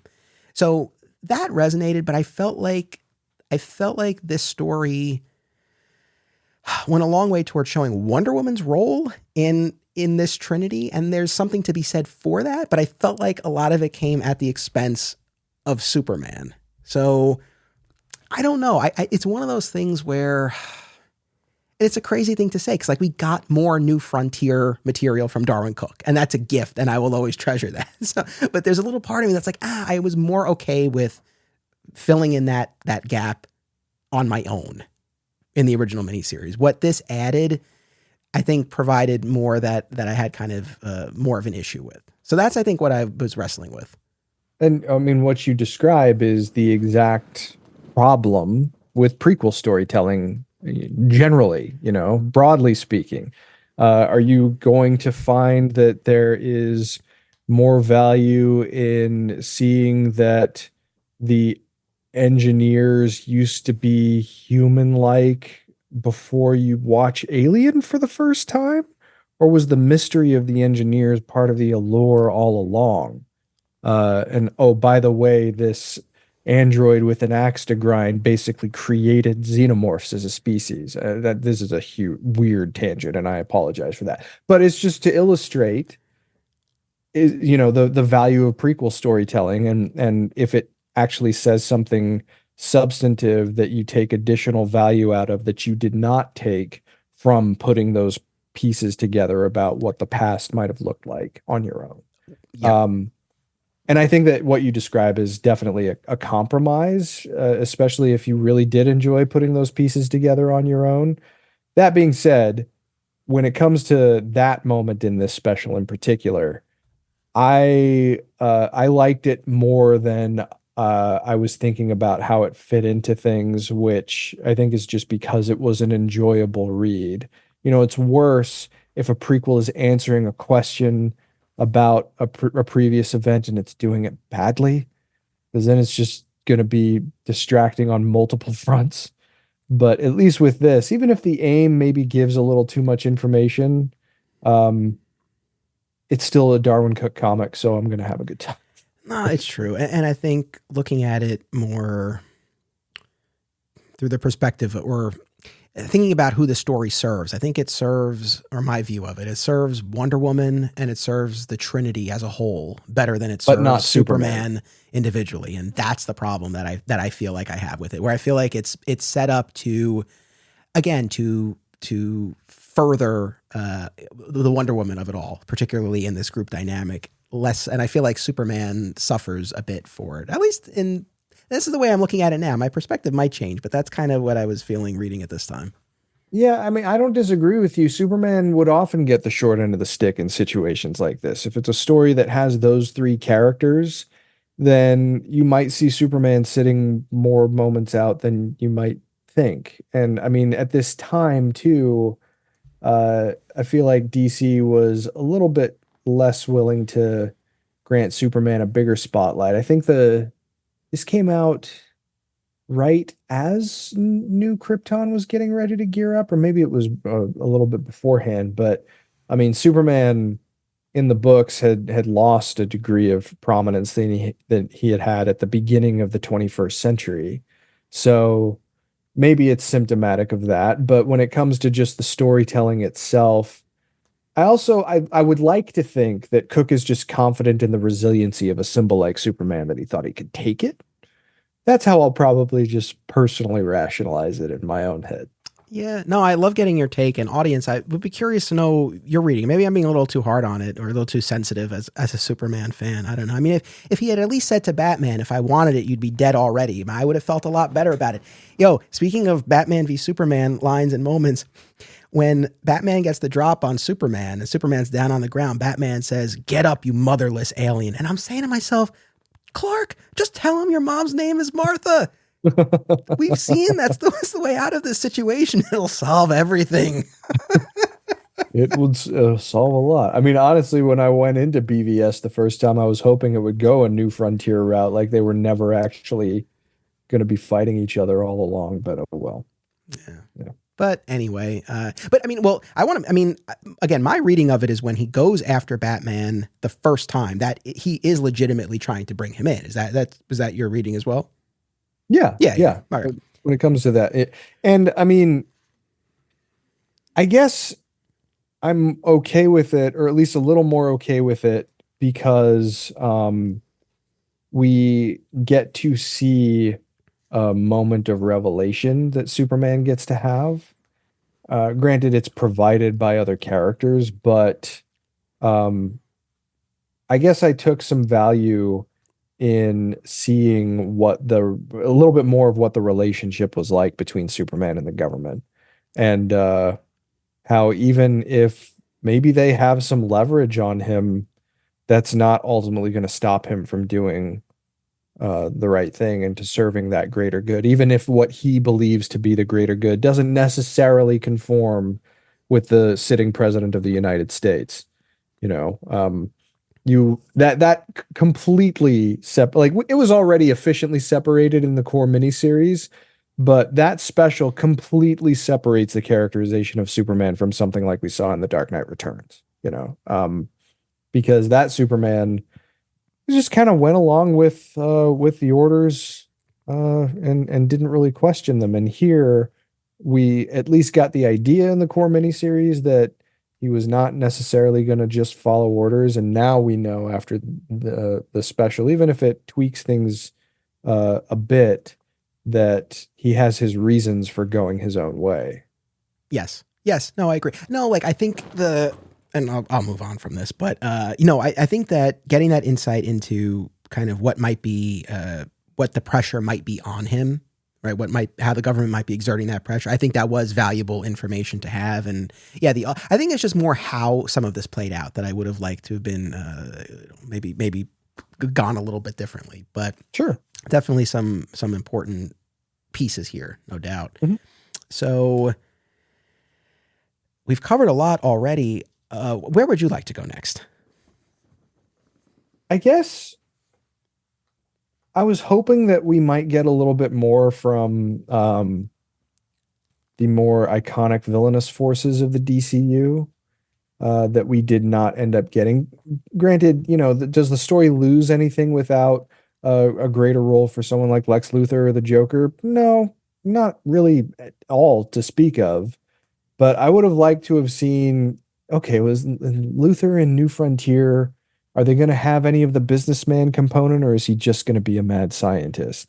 Is the Joker going to be a brutal killer or a whimsical clown? I would have liked to have seen how Darwyn Cooke applied the New Frontier filter to characters like those, especially Lex Luthor. I feel like Lex Luthor could have played more of a role in this. Like villainous Lex Luthor is more a part of the government at this time, seems like a pretty logical assumption. But or like Operation Paperclip, but for supervillains, and that would have been cool to see. I'm writing my own script, nobody cares. But it's you can't judge a story by what's not there most of the time, at least. You have to judge it primarily based on what it's saying and what it's using. And it uses the mechanics of the DCU so well that when it's so complete a reading experience, I just don't really have any major thoughts about ways that it could be improved, just because I find it such a strong reading experience from beginning to end. And I agree. It's, it's funny, and I guess maybe this is telling.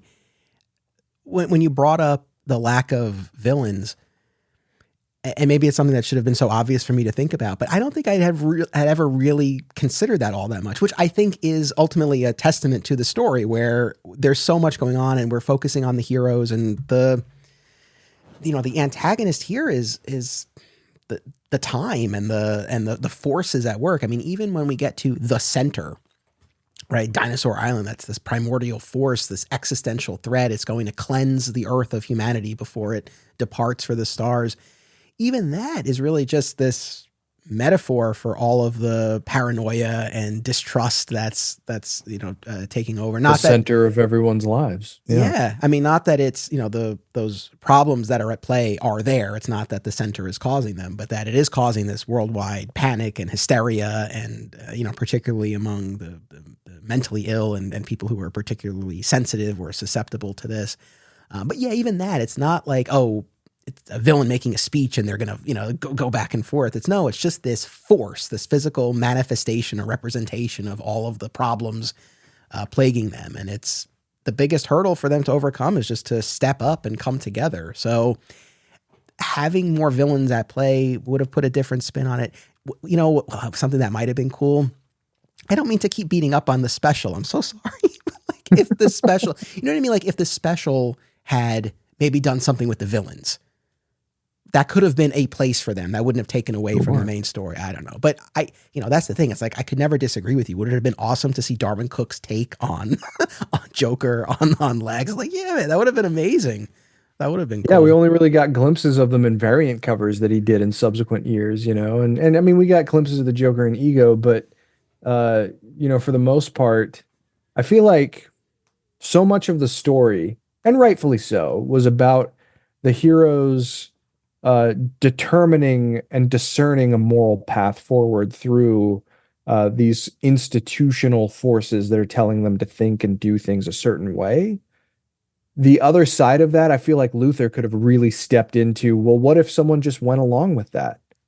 Well, it's plausible for me to think of a mad scientist Lex Luthor who is buying into a nationalist xenophobic argument for maintaining a certain sense of stability. It is a melding of more modern depictions of Lex Luthor with the political realities of the time. That would have been cool, but would have been. It's not to take away from anything in the story. It's masterfully told, and it's wonderfully related. The political realities of the times, at least as we understand them living now, are very, very efficiently explored. But a villain, a more explicit villain, could have at least given another angle on a different belief system of the virtues of going along with that kind of thinking that maybe the original story doesn't have. No, totally. And I will say, as far as the quote unquote villain that we do get in the form of the center, I thought it was clever the way they're ultimately able to defeat the center. This idea of using Ray Palmer's still still unrefined shrinking process, right? Anything that shrinks will lose its molecular integrity and explode, and Flash is fast enough to expose the entire surface of the center to this ray. So I thought that was cool. And of course, even that doesn't totally win the day. We need Hal with his ring to contain it and fling it into space. One other thing I want to say about Hal, and especially looking at the movie versus the comic, the movie, there's one instance where I prefer the movie and another instance where I prefer the book. So in the movie, he doesn't get scrubbed from the mission to Mars and is actually in that rocket. And he's the one who ends up getting saved, as opposed to the two challengers of the unknown, as we see in the comic.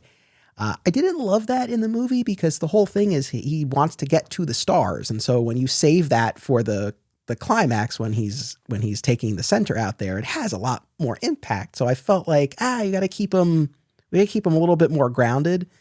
But then on the other hand, what I liked about the movie was that even though he gets the ring at essentially the same point in the story, he doesn't fire it up and use it until the climax, when they're in the center and they're against the ropes, and that's where everything kind of clicks into place, and he hears the voice of the Guardians, and you are the key, or Will drives the ring, and then everything emerges, as opposed to the comic where he has that like little trial run in the desert, but then he's doesn't want to use it anymore. I don't know. This is getting very minor and nitpicky, but I liked the way it played in the movie better in that respect.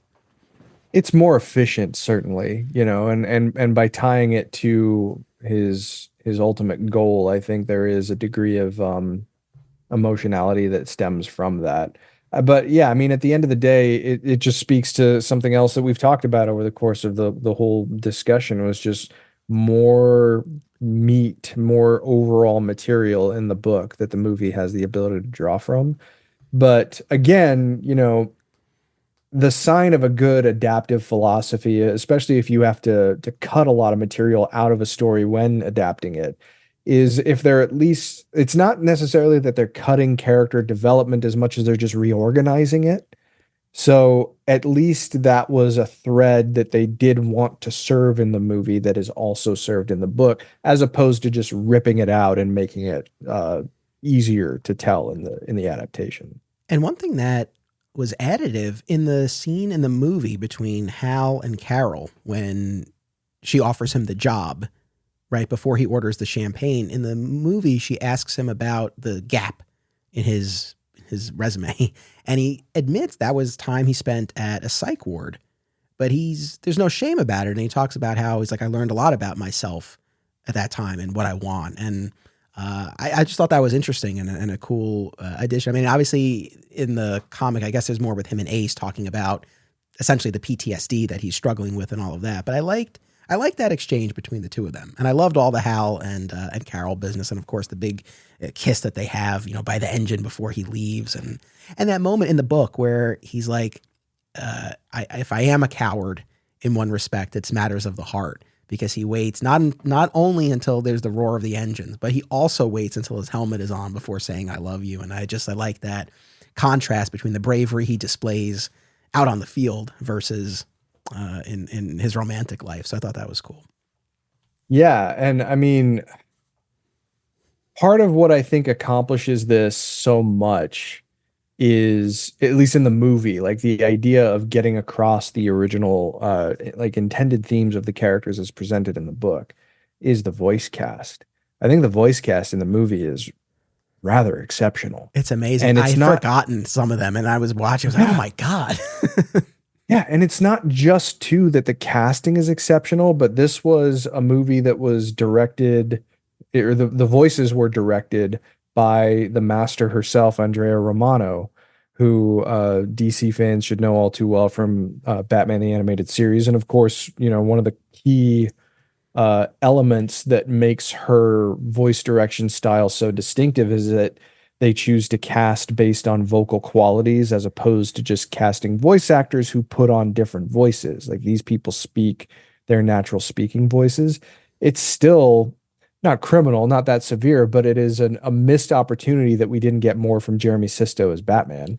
I feel like his Batman voice is rather exceptional, but Kyle MacLachlan as Superman, really gets across the tone of a 50s conception of the character too, with enough modern emotional nuance that you feel those things a little bit more directly in a way. Like the pedigree of the voice cast in this movie and the voice direction is not something that those movies would maintain going forward, unfortunately. You know, not to knock the casts or anything or the direction, but Romano was such a critically important component of the success of that era of DC animation. And it's really plainly visible in these performances because this is a book that is an active enough reading experience on the thematic level that you want that kind of attention in the voice cast. And in this instance, we got it. Amen. No, the voice cast is incredible. I mean, David Boreanaz as Hal Jordan, Neil Patrick Harris as Barry Allen, Lucy Who Lawless. I still hear in my head when Yes. I read a Barry Allen story. Yeah. Anyway, I'm sorry. No, and Lucy Lawless as Wonder Woman. Come on. Yeah, Right? Brooke Shields as Carol Ferris. Yeah, I mean the voice cast was really really tremendous here. And then, like I said, I had kind of forgotten a little bit of it, and then as I was watching, like, oh man, and it really took me back. And kind of circling back to what we were saying before, because this is an important point, especially. I mean, this is a separate conversation about the evolution of DC's original animated movies, or adapted movies, but it's kind of like, I don't know, maybe it's not so surprising that they did this because this was just a few years after the book had come out and obviously was massively successful and has continued to have this amazing legacy. But at the same time, they did this before Dark Knight Returns. They did this before Kingdom Come, which they have still yet to adapt. There are other sexier or flashier, maybe more marketable, maybe is a better way to put it, adaptations that they could have pursued. This, yes, it's the Justice League and it's the formation of the Justice League, but it's a 50s period piece. Yeah. Which I have to imagine that I would be curious to know what some of those internal conversations were like and from the marketing end, because it's maybe not as much of a slam dunk from that perspective. So the fact that we even got this, and again, and we've talked about this in other episodes, but as these animated movies have moved forward, even the ones that have been adaptations like Hush or like The Death and Reign, which I enjoy those movies a lot, but those were done in the animation styles of their respective animated universes, those shared cinematic universes. They weren't necessarily trying to emulate the style of the artists like we saw in New Frontier, like we saw in Public Enemies and some of the others. So I guess I'm just grateful that this happened, this movie, and it happened at this point in time. I think the only thing that the movie would have benefited from now, to your point, is that it almost certainly would have been a 2-part adaptation. But it's like, if they were to do it now, I don't know, it would be in the style of the Tomorrowverse. Not to knock the Tomorrowverse, but it wouldn't be the Darwyn Cooke style. So I'm glad we got it at all, and I'm glad we got it when we did. And I think it's, again, especially as a companion, really, really works well. Yeah, agreed. I mean, the house style would do this story an injustice. So the fact that they did put in the time to come up with a style that was evocative of the original artwork, and honestly too evocative of the DC animated universe, because Darwyn Cooke is a pretty closely tied legacy to that as well, a well-deserved one. But yeah, I mean, I don't know if I would necessarily trust it being done today. And a lot of it is because Andrea Romano's retired too. If I go back and just track the lineage of my personal enjoyment of those movies, it stops when she leaves, and I gotta acknowledge that. Yeah.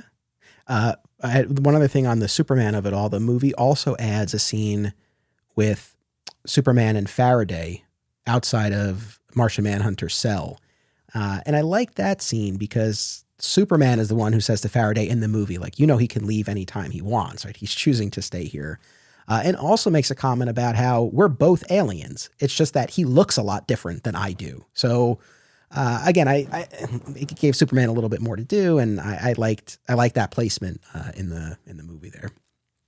Yeah. I mean, really, anytime we're going to get just a little bit more from him, I mean, I do think that there is a lot of really great material that might handle Superman's place in the DC universe more than uh, dealing with some of the actual events that he takes place in. Obviously, those have a great deal of importance.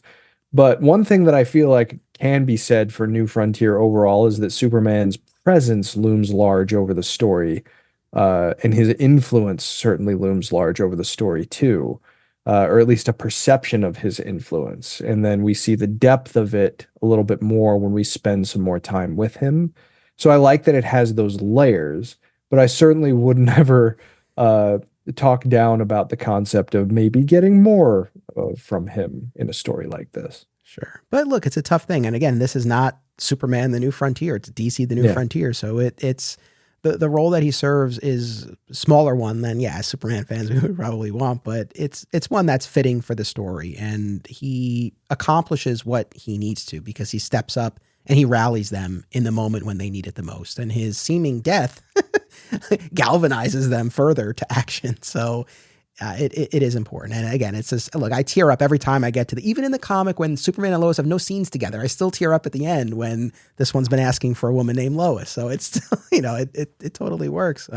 One of the other scenes that always gets me is the Wildcat fight in Vegas against a pre-Muhammad Ali Cassius Clay, renamed Cook in the movie, which is of course a nice nod to Darwyn Cooke. But as a massive Rocky fan, anytime we get a boxing match that's a metaphor for life struggles, I'm always there for it. And the idea that he's fighting someone who outmatches him and is younger and faster, but Ted knows what it's like to fight for his life, right? In these high stakes environments, and he's able to channel that and deliver that knockout blow. And I'll spare the audience my full, puncher's chance lecture, but I'll just to say that puncher always has a chance, and that's the last thing to go on a fighter. And that's why in the ring and in life, you always have to try. 9 out of 10 times it might not work, but you just need to land that one blow in the ring or in life. So that's why we always keep swinging. Anyway,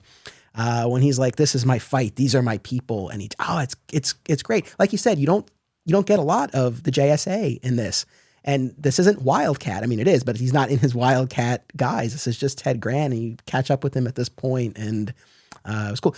Speaking of the JSA characters, to Cook's credit, man, he left no stone unturned because he even gave us that sequence with the cosmic characters, with Fate and with Spectre and Billy Batson and the Phantom Stranger, and this whole debate about whether or not they should intervene. And Phantom Stranger's plea, like, no, you gotta let this next generation handle this. So yeah, I appreciated that. It's like, cause it's a question that feels like such an authentic moment. Cause it's like, as a fan himself, maybe that's something that he would have wondered or anticipated that fans might wonder. Well, like, what about Dr. Fate? What about Spectre? So even gave us that. Well, and that's one of the things that really does emphasize why DC The New Frontier is the most appropriate title for it. It is not a Justice League story. It's dealing with something broader than that when you get to the actual source material. And that's one of the reasons why this is just such a pleasant reading experience for me every time, because it celebrates what the characters are all about and what they have been, and how, on top of that, how to persevere through challenging times when the antagonist isn't something you can necessarily punch. In these kinds of charged historical moments, as we see unfold over the course of the book, how do characters that have powers and abilities far beyond those of mortal men navigate such things when the world was becoming a more politically complicated place? It's fascinating to consider, but it also contributes to those themes and tells stories using them without breaking long-standing understandings of who the characters are. Everybody feels pretty close to their larger mainline DC universe conceptions, and they didn't have to. He didn't have to stay so close to the characterizations, but his I feel fandom of the DC universe encouraged him to not want to necessarily contort the characters to fit a particular vision, as someone like Frank Miller does often, in my estimation. Instead, to take the characters and see how they're contorted by the times. And he tells us they are strong because they don't break who they are. even when placed in such volatile times as these. See, look. So that's one of the things that just makes this such a celebratory kind of reading experience for me, even though, sometimes the subject matter does get very dark, but it gets dark in order to show us the strengths of the core characters that we follow and how that flows through this entire conception of the DC universe. It's such a joyful read that I could never turn down the opportunity to talk about it. Beautifully said. It is such a love letter, and one of the darker aspects of it, in terms of just the violence and the brutality, and when it gets tough to stomach, right, with the John Henry of it all. And that's an instance where, and Cooke talked about this in one of the the afterward or the behind the, there's a lot of behind the scenes material and annotations in the hardcover. But that's an instance where obviously the John Henry Iron Steel character was a 90s creation, but here created this vehicle to show the inspiration for young John Henry Irons, who we see in that final montage at the end, but more importantly and more specifically to capture the very real situation going on at that time, and to depict it. So, that's a key piece of this, right? If we're really looking at the time and what's going on, the racism and the efforts of the KKK in the South, and this John Wilson character's attempts to fight back after he loses his family and is left for dead, really striking. Unfortunately, that's one of the things that is almost entirely cut from the movie. Just so we see some nods to it here and there, but it doesn't get the development that it does in the book. But I'm glad, I'm certainly glad that it's there. The other thing too, and not to get, I won't even get political on this, but reading it was, it's inspiring when all the characters are able to come together.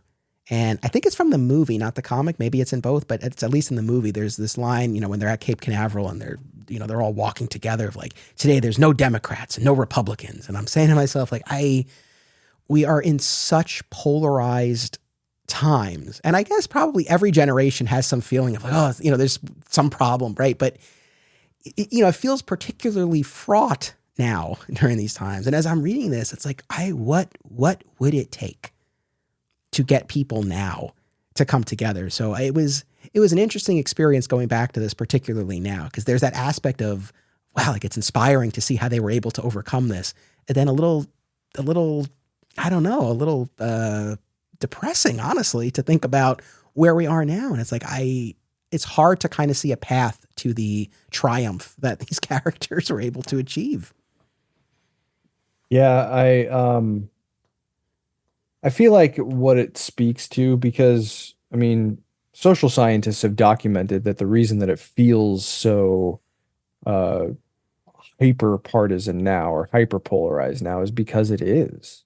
There are. I thought you were. I'm sorry, I didn't mean to cut you. I thought it was like, oh, there's some reason why we're feeling this way, but it's not really. I thought you were going to be like, oh, social media, but it's like, no, because it is. Well, something like social media, I think, does bring it out in orders of magnitude, because really there have been forces that have existed throughout the history of certainly this country and the broader world where people derive gain from division. They sow conflict and they are able to find some way to gain from it. And because media has become so personal and everybody has a platform, those forces still exist. So, it's going to become far more, I guess, magnified by the way that we consume things compared to the way that we consumed information 60 or 70 years ago. There's just changes that are documentable through history, right? But I think what this story says, and other stories that have dealt with similar things says, is that kind of, I guess, unity that can be achieved is usually achieved through adversity. Something rather, maybe not terrible, but at least something resonant has to take place before people realize what they really do need to focus on, and that is linking arms and moving ahead. you could argue that maybe it's an idealistic way of looking at things, but in instances where we've had to overcome our divisions of the past, we do it together. You know, we don't do it apart. We can't do it apart. And I think a lot of DC storytelling and certainly a lot of Superman storytelling, that's a theme that those stories really push through. And I mean, in a darker way, it's a story that's been told in the Star Trek universe. Star Trek universe, you know, primarily the 23rd or 4th centuries. And they consistently depict the 21st century as basically a hellhole in time that led to a third world war that killed 600 million people and shattered most nations across the planet. After that, humanity came together and became a force for good in the galaxy. So, you know, you could look at it that way, or just, you know, we have it within ourselves to try and push ahead together. But it's easier to lay down in all of our current conflicts. So will we rise above our circumstances to move forward, or will we wallow and allow those divisions to overtake us? And what New Frontier says, and other kinds of stories have tried to say, I think, is that we'll get there. Sometimes it takes us a little while, but we'll get there because we can look to something better within ourselves to get there.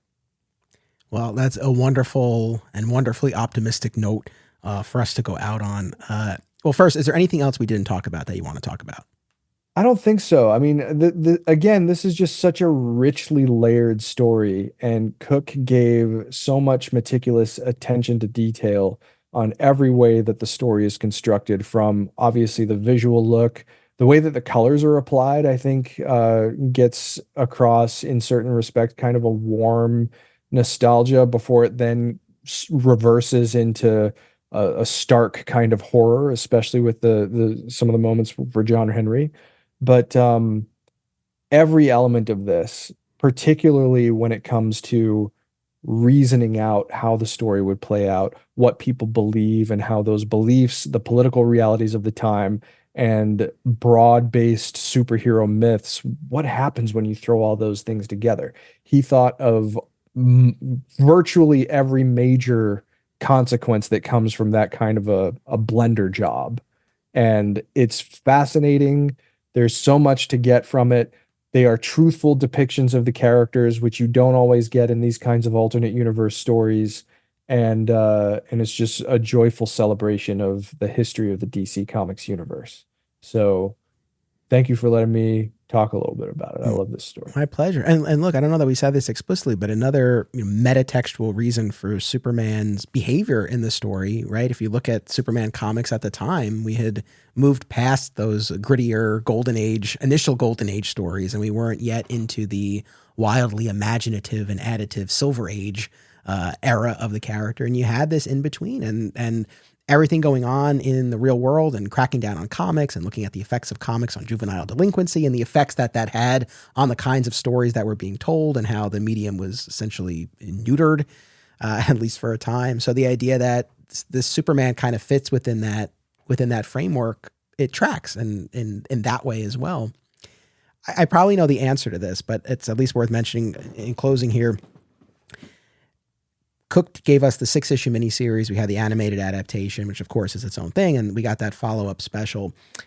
During the Rebirth era, Peter Tomasi, he wrote a story in the Superman title that took us back to Dinosaur Island and was a little bit of an homage, but it wasn't a New Frontier sequel. We never got a New Frontier imprint or line of books or true sequel from Cooke or otherwise. And of course, now with Cooke's passing, it would have to be from someone else if anything would ever come to pass. Is that anything you would ever have any interest in seeing, or are you happy to let the work lie in and of itself? Not without him. I think he's too singular a creative force to discount. I mean, that won't stop them from trying, and maybe they'll even do a decent job with it. But I mean, I feel like the book is naturally closed on more of these stories taking place. If we had gotten additional stories from him, I do think that there's enough historical runway to explore maybe something similar, but also just amplified, because the book ends naturally with the New Frontier speech from President Kennedy. There is largely considered to have been kind of an optimism surrounding the national attitude at the time he was elected. So, I mean, I know it's low-hanging fruit for a lot of these kinds of stories, but when that ideal is literally assassinated, um, what does that do to shatter the optimism, especially as we progress further into things like Vietnam and the Watergate scandal and the economic recession of the 70s? I mean, there's a lot there to see how these kinds of characters react and respond, and something to be said about those times that has not quite been addressed in comic book storytelling, certainly. But I think it's best to just talk about the hypotheticals, because without Darwyn Cooke doing a follow-up to New Frontier, my fear is that it would just feel like a pale imitation. Agreed. And look, even Cook himself in the material in the hardcover talked about how, I forget the exact quote, but he said that I guess there were a couple of ideas at some point after the original miniseries, but nothing that they moved forward on. And then that led eventually to the animated special. And he talked about that even as like a little bit of an exception, because he had gotten to the point where he just wanted this to be a work unto itself. And so, of course, I respect that. And, it's one of those things, I'm open-minded enough to figure, I'm sure there are some creators out there who would have the ability and the reverence to tell a compelling story kind of within this world. But for all the reasons you said, I agree. I think this should just be its own thing.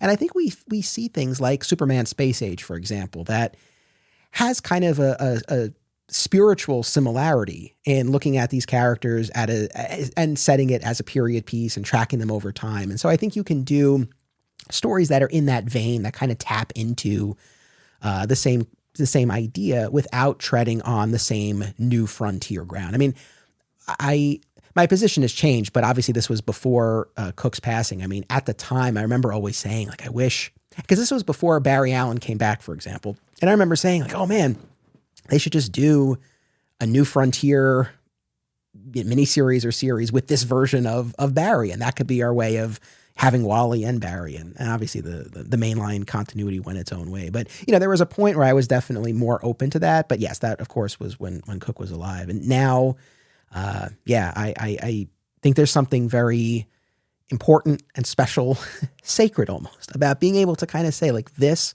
is the work. This is it. And it wouldn't be touched or reopened. And again, you can do other kinds of stories in that vein without reopening this. There's something to be said for that. So that's where I land on that as well. Yeah, I think it's even at least with me, certainly it occupies more of a position of reverence than something like Dark Knight Returns does, because in a way, I mean, that first story was so strong. Did we need sort of follow-ups? I mean, we did a whole episode on the Comic Binge about The Dark Knight Strikes Again, and I'll just reserve myself by saying it was not for me. But after that, Miller introduced additional collaborators like Brian Azzarello to tell additional Dark Knight stories. So if, in 20 years, Brian Azzarello on his own ends up writing Dark Knight 4, then that wouldn't feel like too much of a departure, because he's contributed to the concept before. New Frontier is so isolated, and it's so intimately interwoven with the legacy of Cooke as a creator. I just don't see how you could make a New Frontier 2 or New Frontier : something with any shred of credibility, really, if you cannot have the original creator. Agreed. Well, I thank you very much for joining me for this 20-year anniversary. This is another instance where the passage of time dawns on me. Once again, we've had a number of these, especially, it's funny that I was thinking about this. It was like, we had the 30-year anniversary of the death of Superman, and the 30-year anniversary of the reign of the Superman, and 30-year anniversary of Mighty Morphin Power Rangers. But I don't know, in a way, they didn't hit me as hard because I was a kid then. And so in my mind, it's like, yeah, it's a lot of years, but it's like, well, I was a little kid and I'm a grown man now. This is almost worse, this 20-year anniversary, because it's like I was 16 when this came out, and I don't, in my head, I always feel like I'm like, I don't know, 19 or 20. And then this just really smacks me in the face that it's like, no, you're a lot older than that. I'm scared because I feel like in 4 years, they're going to do 20th anniversary revival screenings of The Dark Knight. And I'm just going to go, oh my God. Oh, wow. I know. Really? But I know it's like when you hear people talking about how like, oh yeah, when I was a little kid, I saw Iron Man. It's like, get out of here. Yeah, exactly. How must people have felt when I went to watch the Star Wars special editions in 1997 and went, oh wow, 20 years is so long ago. And I'm sure there were fans who, were in our position who had seen Star Wars when they were kids and just being like, oh, come on, you really? We were there first. I know. Well, listen, I'll try not to be a curmudgeonly old man about it. It's going to happen. So I'll do my best as well. But listen, I always enjoy our chats, and I always appreciate your thoughtfulness, your insight. It was great to be able to talk about this. This was such a formative series. It's been at the top of my list. It is my all-time favorite comic book story. It doesn't have, again, look, Death of Superman occupies a very unique place for me, but just in terms of, kind of what I consider to be the best. I mean, it's up there at the top, and it has been, and I enjoyed rereading and rewatching and discussing. So I thank you for your time, and where would you like to direct folks? Yeah, absolutely. Thank you again for the invitation. I really appreciate it. It's always a thrill to talk about a favorite story. So thanks again for having me on. Feel free to check. You can find me pretty much at any major social media network at Chris Clow, CHRISCLOW. Feel free to drop me a line and say hello, and I'll be happy to say hello back. The Comic Binge is where most of my regular current material is. It's a YouTube channel. We just focus on different topics of comics, different stories, and we just kind of riff in a live stream. It's if a mistake happens on live TV, it wasn't a mistake. We kind of roll with that philosophy every once in a while, just out of necessity. But we talk about a lot of different kinds of comic book stories and comic book events. I have a sub-series on there called Knights Never Die, where we're methodically going through individual issues of Grant Morrison's Batman run. There was a good conversation on the channel recently about the new volume of Ultimate Spider-Man that was started by Jonathan Hickman based on the first issue. I was not part of that conversation, but it was a great conversation, and it's a fascinating book, and I encourage people to check it out. And then other than that, Discovery Debrief, a Star Trek podcast, is going to be coming back reasonably soon. We have the 5th season of Star Trek Discovery in April, and that's going to be the last season of that show, so we'll do recaps there. But we also have just other fun Star Trek topics that come across our minds that we like to talk about too. Right on. All right. Well, everyone, check it out. Chris, thank you. Audience, thank you. I always appreciate you tuning in. Thank you for joining us for this 20-year anniversary of DC The New Frontier. Make sure you come back next week for another all-new episode. I will be joined by recent Action Comics writer Philip Kennedy Johnson. Don't miss it. Until then, as always, it's about what you do. It's about action. This podcast is an affiliate of BCW Supplies. The next time you need to restock on comic book bags, boards, boxes, and more, be sure to use promo code FSP to save 10% on your order. That's FSP for Flat Squirrel Productions. It helps support the show too. Many of you have already used this code, and I greatly appreciate it. Thank you. Be sure to check out our sister podcast series, Another Exciting Episode in the Adventures of Superman, an episode-by-episode breakdown of the classic George Reeves television show, available wherever you get podcasts. Please join us on social media, become a patron, and subscribe, rate, and review today. Links are in the show notes. Thank you all.